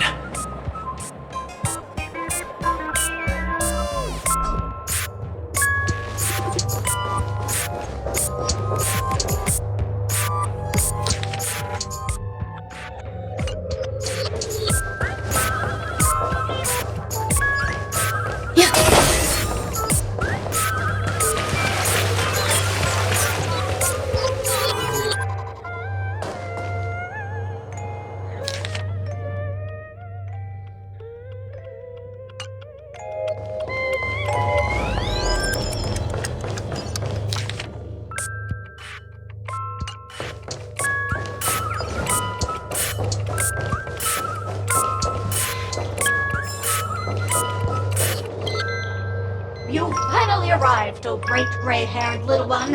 I'm the constable around these parts, and right now, I'm posing as a bomb.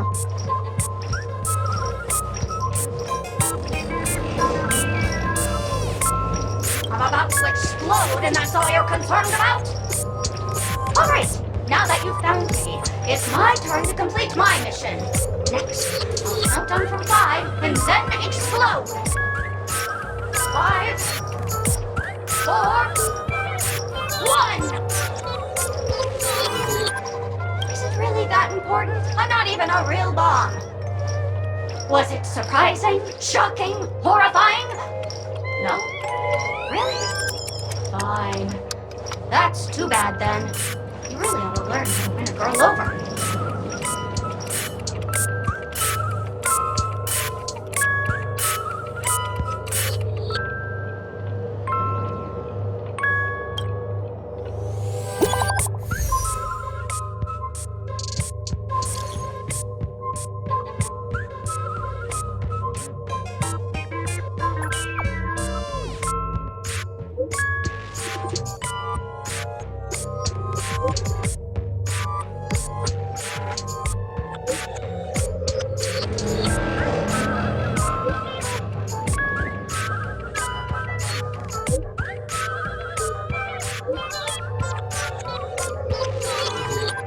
At least I made some progress. Gotta keep working at it.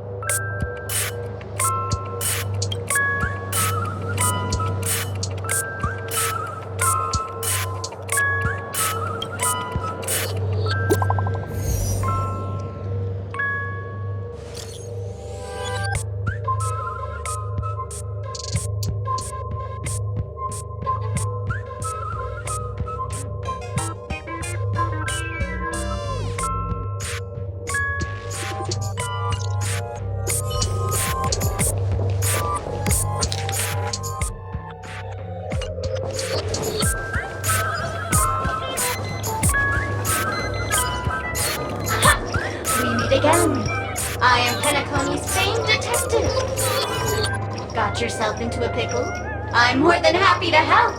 But unfortunately, I'm preoccupied with a couple of unsolved cases. So, you'll have to wait your turn.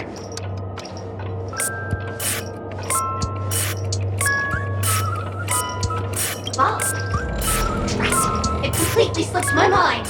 Dr. Boom specializes in explosives. I need your help, mister. You've had quite a few run-ins with Dr. Boom. And with the recent bomb situation, you're bound to find evidence that proves Dr. Boom is the killer. The first case is the Soul Glass Factory arson case. We found a hammer, a doll, and half a liter of unidentified fluid at the scene of the crime. Our forensics results showed it's a red herring. The second case is the Blue Hour auction robbery. A gang of masked thugs broke in, stole a fragment of the Astral Express, and left behind a large hammer, a doll, and a half-dead red herring at the scene. Those are all the details. The way I see it, there must be a link between these two cases that will be the key to exposing Dr. Boom. I trust in your deduction. Which piece of evidence do you think is the deciding?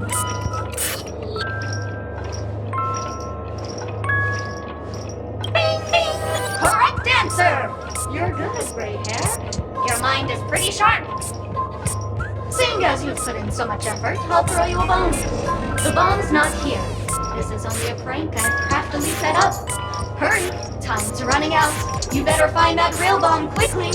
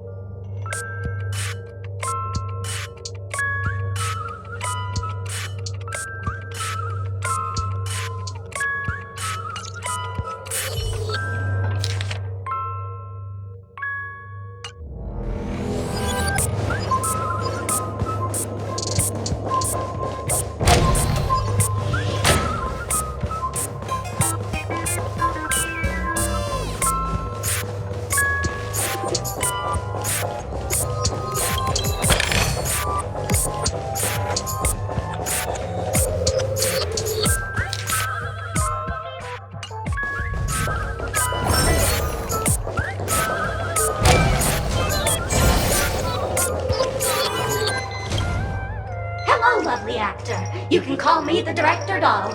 I often use this name in film credits. If you didn't know, I'm the one who directed the entire farce in Penacony. As the leading man of the show, what did you think? Feel free to share your thoughts. Well, actually, due to the current plot requirements, you're only allowed to say one line. So please try and resist the urge to share your thoughts.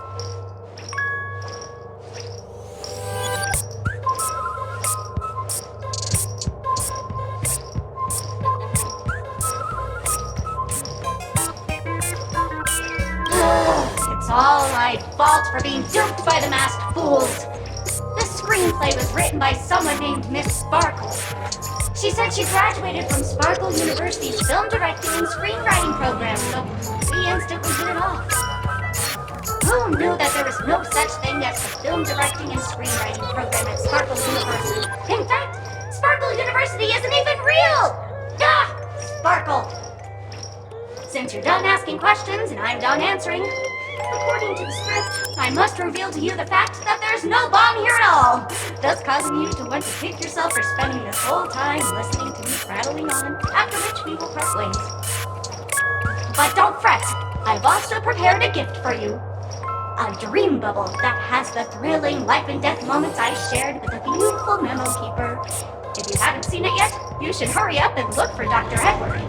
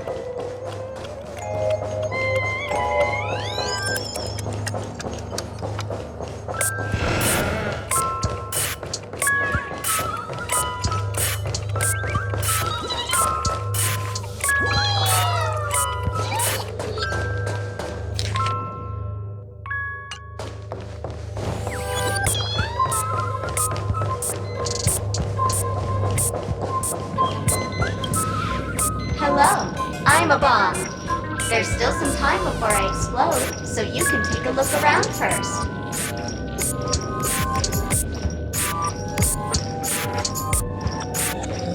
Diffuse? No problem. Executing self-diffusing program. This won't take long.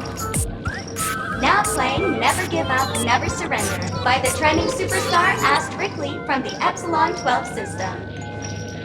Oh, hang on.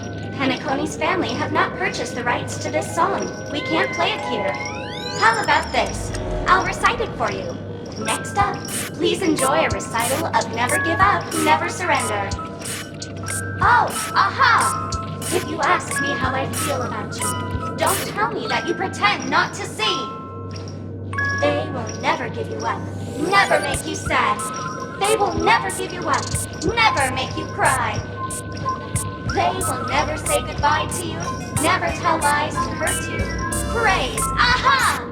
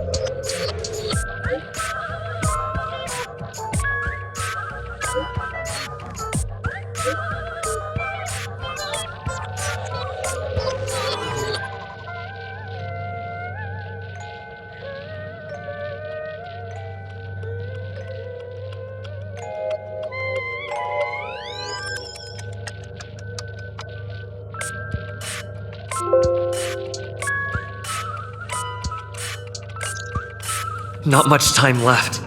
I hope I make it.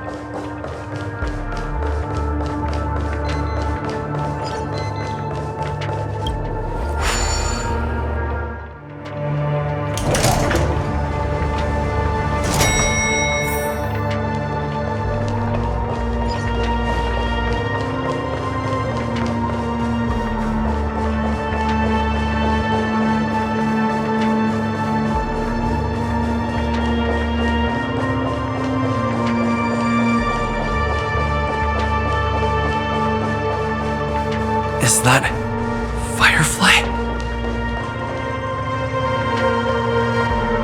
28 minutes, 46 seconds. 28 minutes, 45 seconds.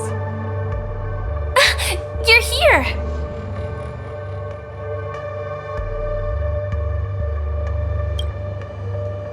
Don't come close! This bomb is very dangerous. And I'm the real Firefly. Since you're here, I'll just keep it short. Just over half an hour ago, I received a message from an unknown sender and rushed here as soon as I could. 27 minutes, 52 seconds. 27 minutes, 51 seconds. The Sweet Dream has lost the protection of the Order. If it were to blow up here, the consequences would be unfathomable. I've scrutinized it for a long time, but the bomb's design is incredibly unique, as if it's been locked by some mysterious path force. Apart from its creator, I fear no one knows how to deactivate it.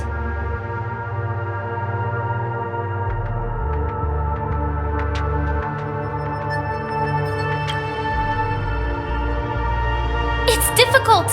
time is running out, and she's a master of disguise. And even if we catch her, she won't come quietly.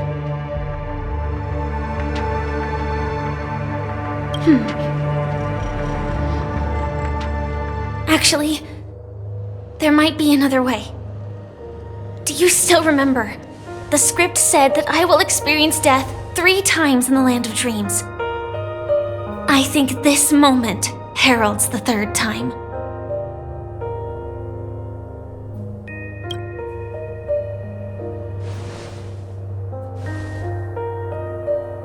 You may already know that I have no way of evoking dreams. I employ a Stellaron Hunter's special method in order to enter dreams instead. This allows me to perform feats that typical dream chasers can't. As long as I can bear the pain of the Memoria pressure, I'll be able to dive into the primal memory zone beyond the dream and extend a lifeline to the radiant feldspar. I will take this bomb into the depths of the dreamscape, as deep as possible where there are no living souls around. That way, at least no one will get hurt.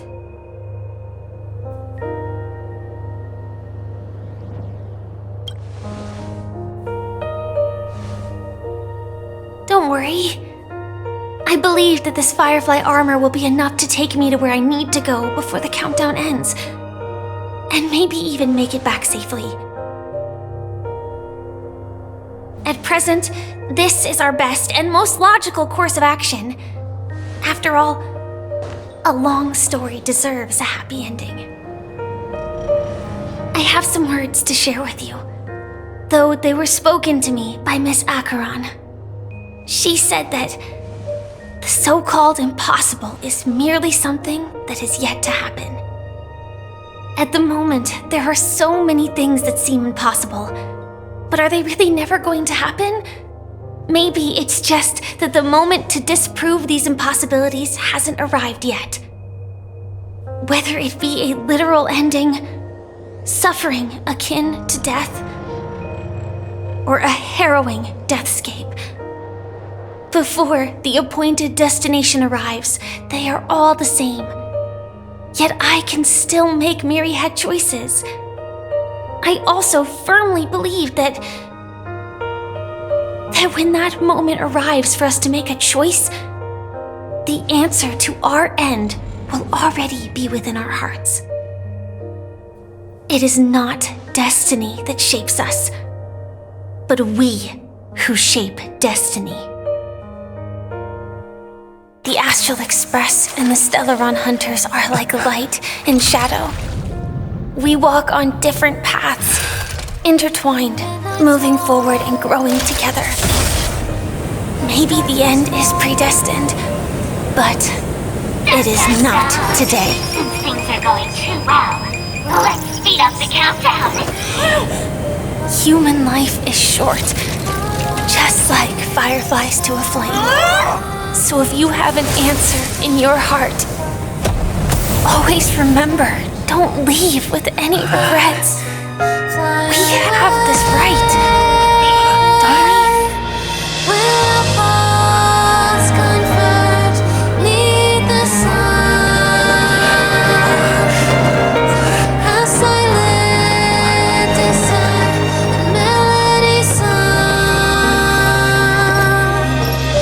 Since you care so much about other people's safety, why don't you go take a closer look?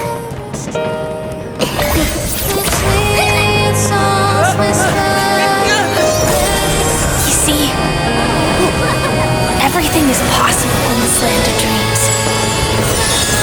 We each came here with our own goals and realized them in unimaginable ways. Regardless if the result was a sweet illusion or a bitter reality. It was an answer we longed for, day and night. So, why do people choose to slumber? I think it's as you said. Because in the end, we will wake up from our dreams.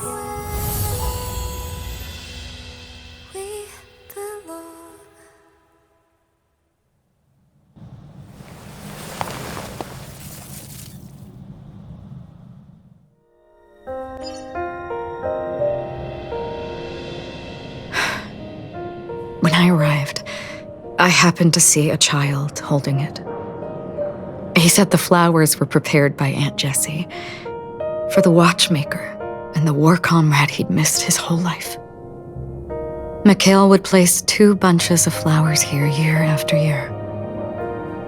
And after he left, it became 3. Your wishes will always be remembered by someone.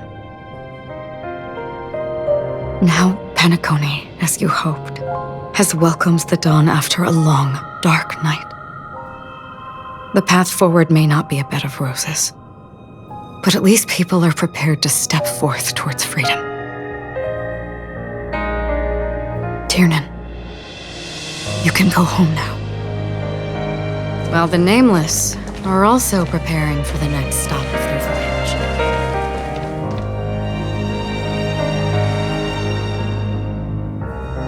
But before leaving, we still have one last thing to do.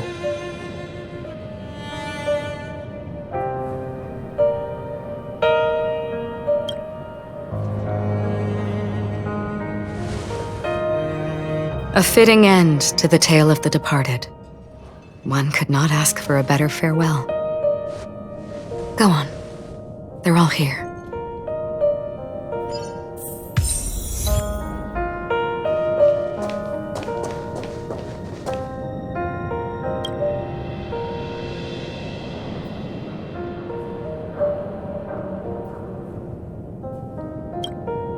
Honestly, when I heard the conductor's request, I was pretty surprised.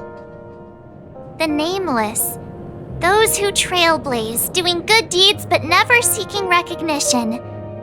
After all this time, how would we even find those 3 people in such a vast place like Penacony? But it seems, in the land of the dreams, anything is indeed possible. History may not remember the names of the dead, but the stars will attest to their journeys. The first glimmer of light in the prolonged night often illuminates little, as it is fleeting in the darkness too vast. But because of this, people will remember. As long as something shines in the night sky, then when the first star falls, countless more will follow, streaking across the horizon.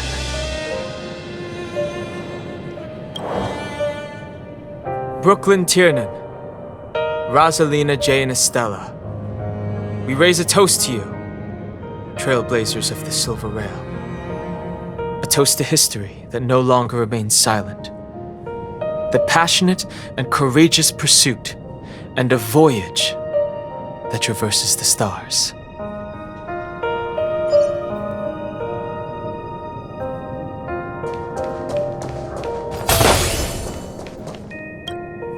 That statue. It wasn't here last time. Looks like this is the last riddle that Mr. Gallagher left for us. In the end, we still failed to figure out his true identity, or if he was even a living person. What should I say? I mean, this guy is definitely a history fictionologist, all right. I'm suddenly reminded of the time at the theme park when he said he was only 13 years old. Could that have meant something too? Either way, he's an enigmatic character for sure. At least our journey together in Penacony was real enough. And his loyalty and love for this land must have been real too, right?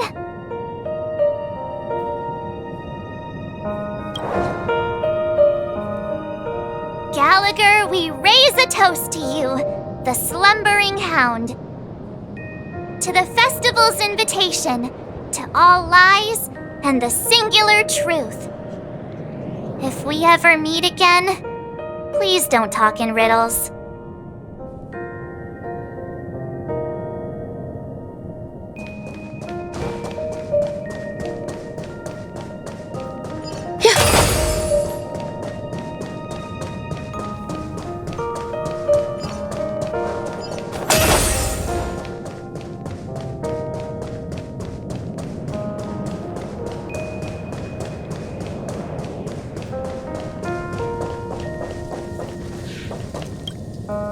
Is the Astral Express ready to depart Penacony? Apologies, Mr. Mika, that we are only now bidding you farewell. Oh, that's all right. You've all done so much for the Watchmaker, and we are forever indebted. Allow me, as the representative of Dreamflux Reef, to make another toast to all the nameless. What will the people of Dreamflux Reef do now? Many will continue to live here. Those accustomed to being awake will mostly have a hard time getting used to a life of darkness with their eyes closed. Though the order has faded, there must be someone to watch over this primal memory zone. Penacony's nights are long, and there are many who are still far from a good night's sleep. As for the sweet dream over there, we're still managing without it, aren't we? Mika and residents of Dreamflux Reef, we raise a toast to you, watchers of the long dream. To your tenacity throughout time, to each sorrowful night, and to the dawn that is finally upon us.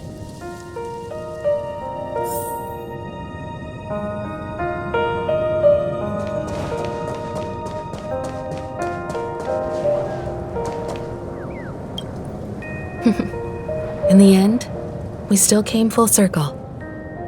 This trailblazing expedition started from the moment you and a bellboy ran into each other. After going on a journey of many twists and turns, they still ended up where they started. Just like a clock's hands that turn round and round, the start and end of each day will always land on 12 o'clock, the advent of time moving forward. There shouldn't be much left to say. This entire adventure started because of you, and should naturally end with you. And then, a new page will be turned.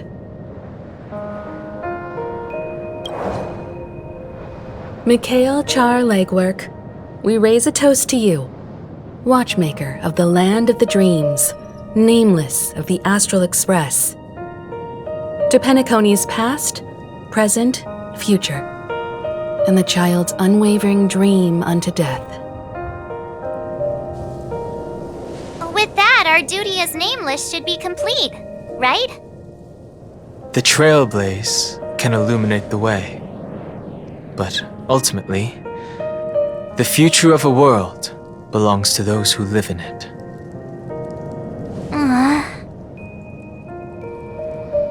I still feel that Mr. Mikhail must have really wanted to witness this day himself.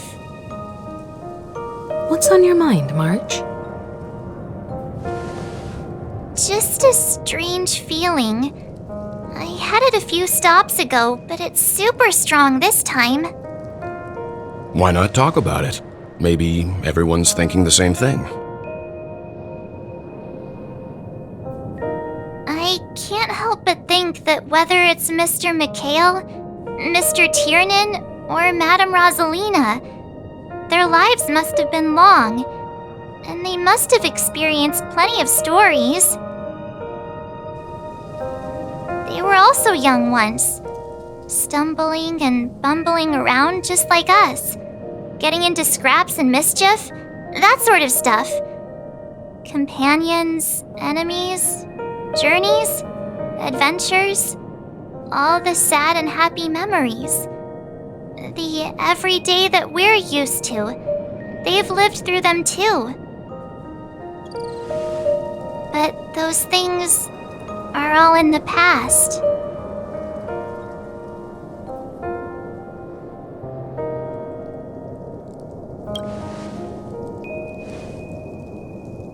It's rare that I'm this serious. Can't you just humor me for once? Sheesh. It'll be easier to understand if I use an analogy. Like when you're reading a book. If one of its characters keeps running into obstacles and experiences an ending full of regrets, we're bound to feel a bit mixed about it, right?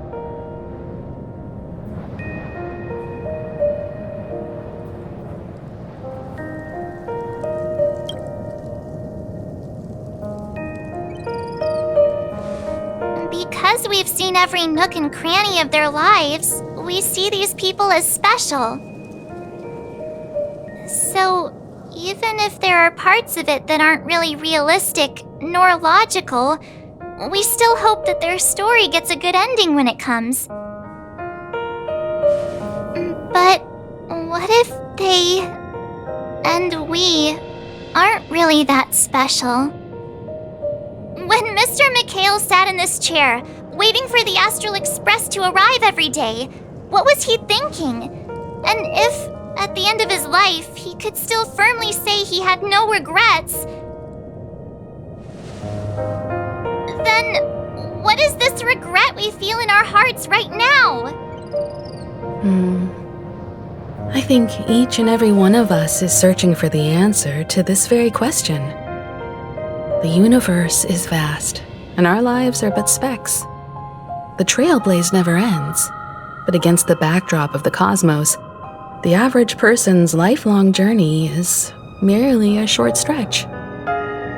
But it is in this minuscule distance that paths cross and countless worlds connect.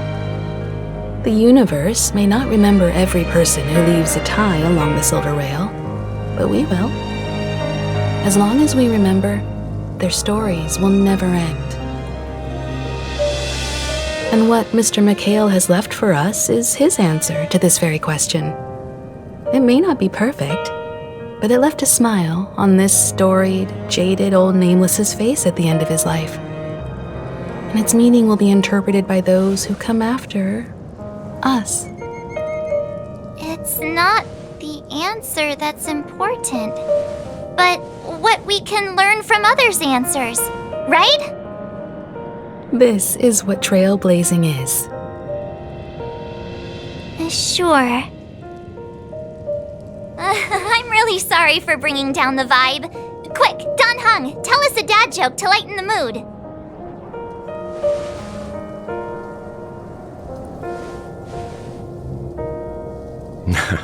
It's never a bad thing to reflect. One day we'll all have to face our own farewells.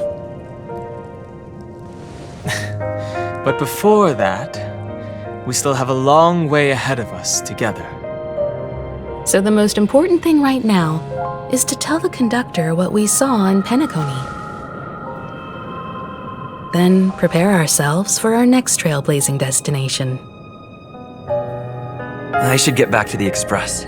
Or maybe I could say my final goodbye to Acheron.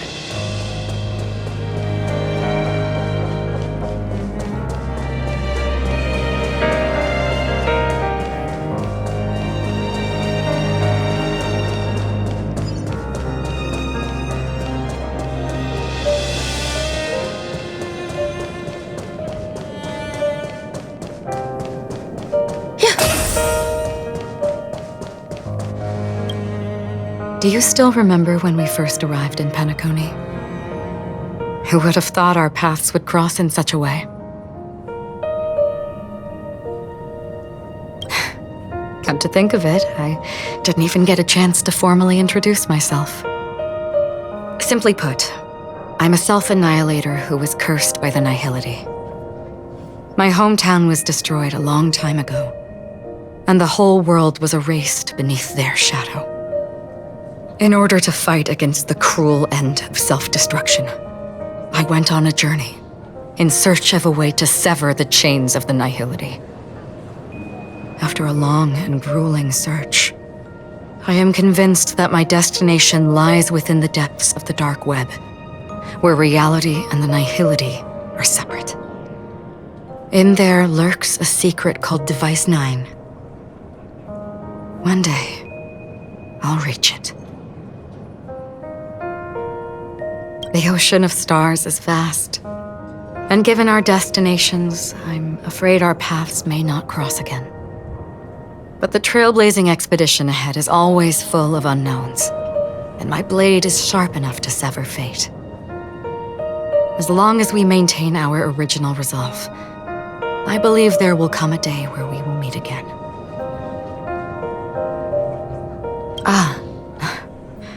In that case, I must apologize for my rudeness. Do you remember when we first met? I once said you reminded me of an acquaintance. Because of the Self-Annihilator's curse, my memories are stripped away, blurring my past. And after our journey together, what I originally thought were familiar feelings were merely illusions. I believe this was truly our first meeting.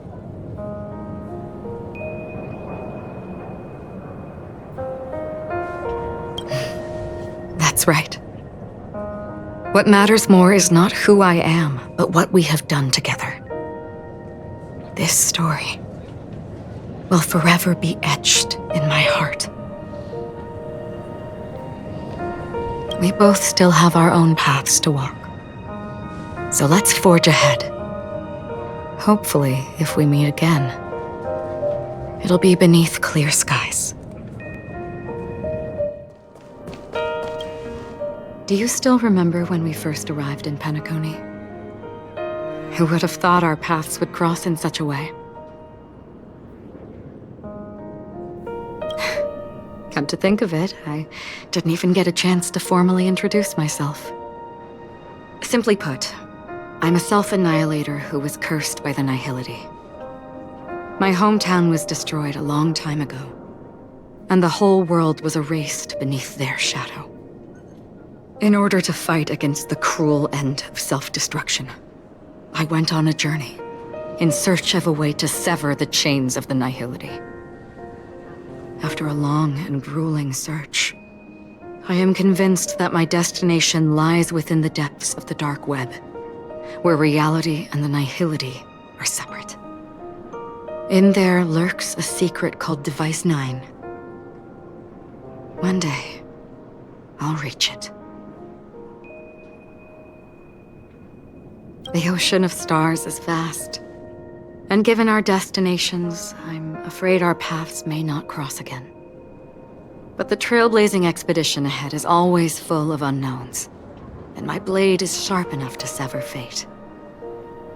As long as we maintain our original resolve, I believe there will come a day where we will meet again.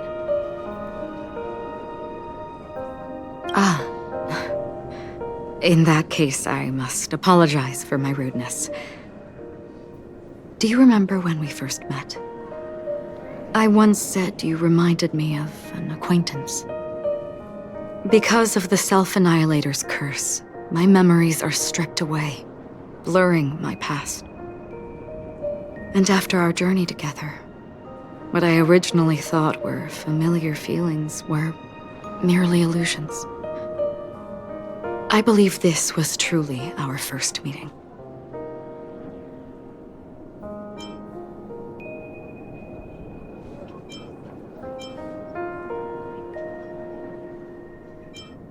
What do you mean? It's improbable that you've crossed paths with my past self. What I mean is, there is nothing left to retrace there. Only nihility.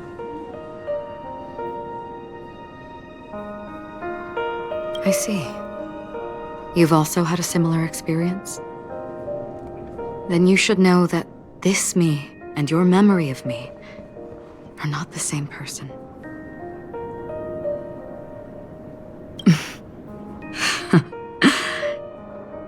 Long ago, I too was like you, with irreplaceable companions. We also embarked on journeys, making the best choices we could, whenever we could. Unfortunately, we didn't achieve the outcome we wanted. But moments like this make me feel like they never even left. In this universe, there exist countless worlds that are similar yet different, and countless people who are alike yet distinct. I too have wandered alone, encountering acquaintances on strange worlds, seeing their silhouettes overlap with my past. In your opinion, what does this déjà vu mean?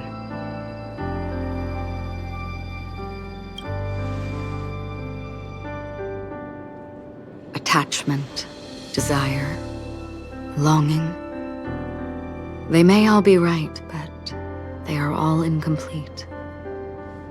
I believe it's not something external, but something that originates within us. An emotion that traverses time from a certain moment of our past to reach us. Perhaps it's a source of warmth and happiness. Or maybe it brings pain and sorrow. Each time we reminisce on our past, we always seem to notice a tiny but unforgettable instant that we left behind us, along with certain other things that remain constant throughout. That is a summary of our lives, encapsulating everything about us in these moments. Proof of our shared path. Within them, we glimpse our own essence, and thus, we truly exist. Just like everyone in this story, hurtling onwards along the path of destiny with passion and courage for the things that breathe meaning into their lives. Set forth on your voyage without hesitation, Nameless, on the path of the Trailblaze. Even if the ending has been predetermined, that's fine. There are countless things that humans cannot change.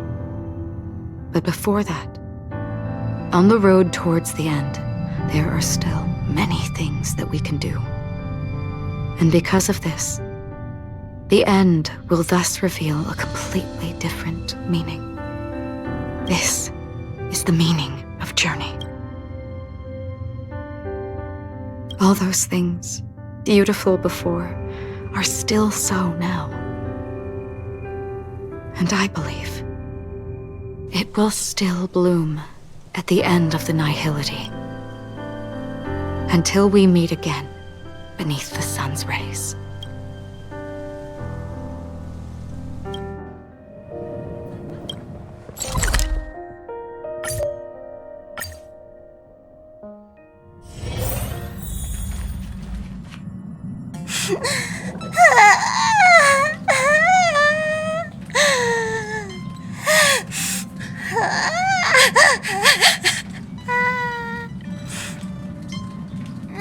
There. Chin up, Pom-Pom. Don't be sad. Don't cry. Wow. Your method of consolation is truly unsophisticated. Still better than just standing there like a scarecrow. How could you say that? Don't be so mean. And while you're here, why don't you help me comfort Pom-Pom?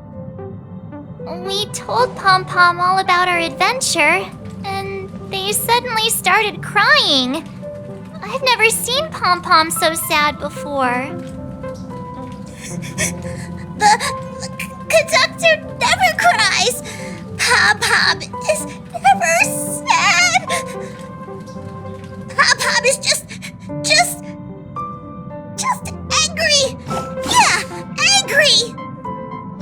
No matter where the express stops, you lot always manage to cause chaos. My well-thought-out timetable completely ignored. If you carry on like this, the express is gonna run out of fuel. That's right. Pom-Pom is just angry. It's not because of Misha, Tiernan, Rosalina, and the rest.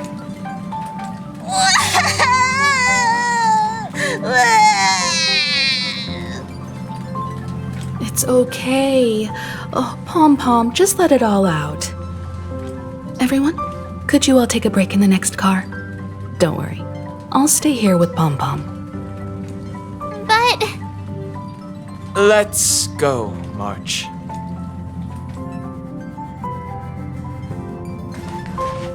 It's okay. Oh, Pom-Pom, just let it all out.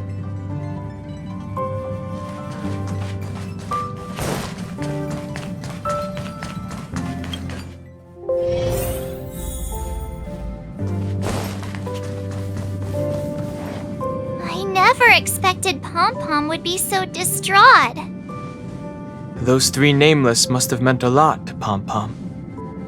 No one knows exactly when Pom-Pom boarded the Express, but one can surmise that their journey has been filled with many hellos and goodbyes, probably more than we can imagine.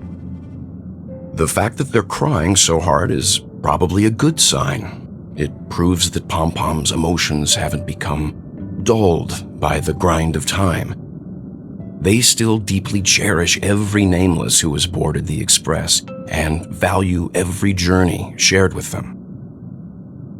Leave it to Himiko. When it comes to comforting, there's no one better on the Express. Well, they were a little emotional at the time, but I'm afraid that's not out of the question.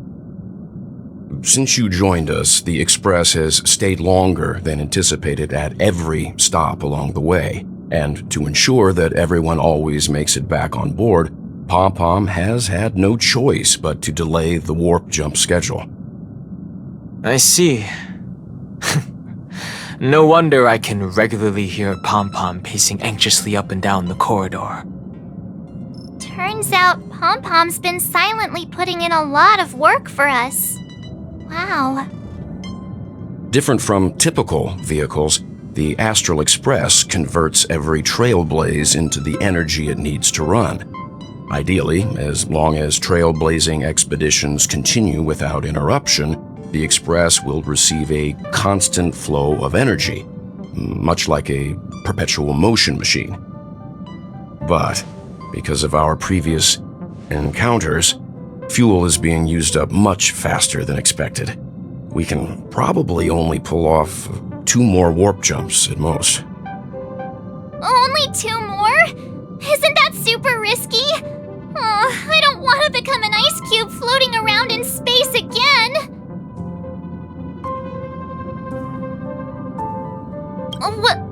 When you put it like that, doesn't actually sound too bad.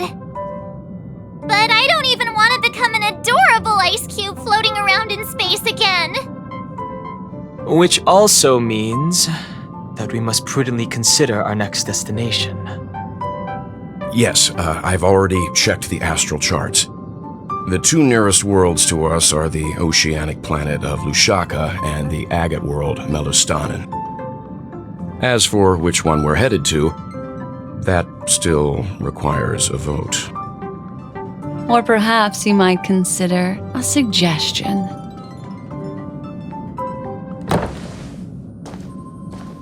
Everyone, we meet again.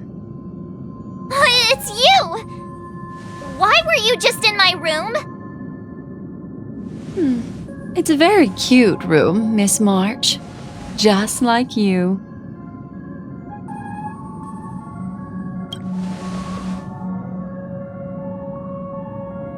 Memo Keeper, let's put aside how you managed to sneak past everyone and board the Express for now. You mentioned a suggestion. I accidentally overheard how the Express obtains fuel. I just wanted to chat with everyone to see if we could work together. But now, it appears my suggestion could be the very lifeline that saves everyone. Please speak candidly. Depending on what you say, we could very well ask you to disembark. Ah, the Permanence's descendant. What a charming little dragon, especially with those mired memories of yours. But I digress. If the Astral Express is in urgent need of a special trailblazing expedition to recharge its engine, have you all considered this? Perhaps your destination could be a world that even the renowned Akivili never reached. Should you be able to lay down a new stretch of silver rail, the Express may never have to worry about energy ever again. Trailblazing to a world that even Akivili has never been to? Is that possible? Continue, Memo Keeper. This destination of which you speak, what sort of world is it? A world that many across the universe don't even know exists. A world hidden away from outside observation, its presence only revealed by the light from the mirror of the Garden of Recollection. A world fettered by 3 paths, its destiny hanging in the balance. The Eternal Land, Amphorius.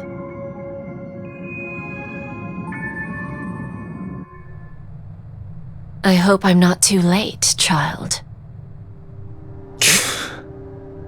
I wasn't expecting it to be you.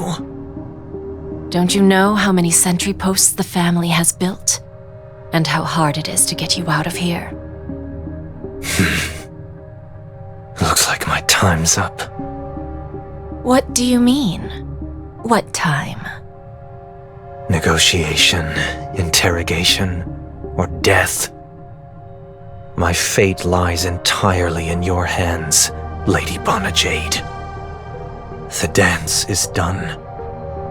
Why bother with the compassionate pretense and give someone who's about to die the chance to talk?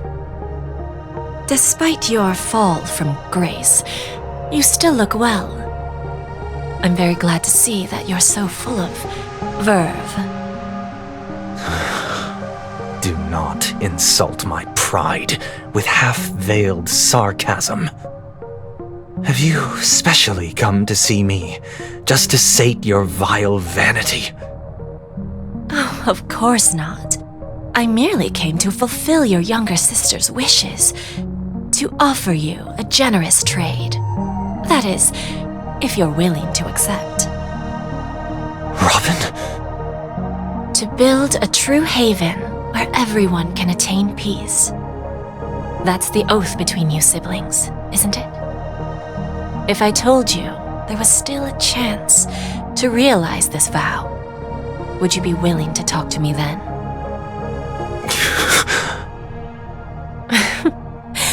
I recognize the gravity of this question, which is why you don't have to answer me right now.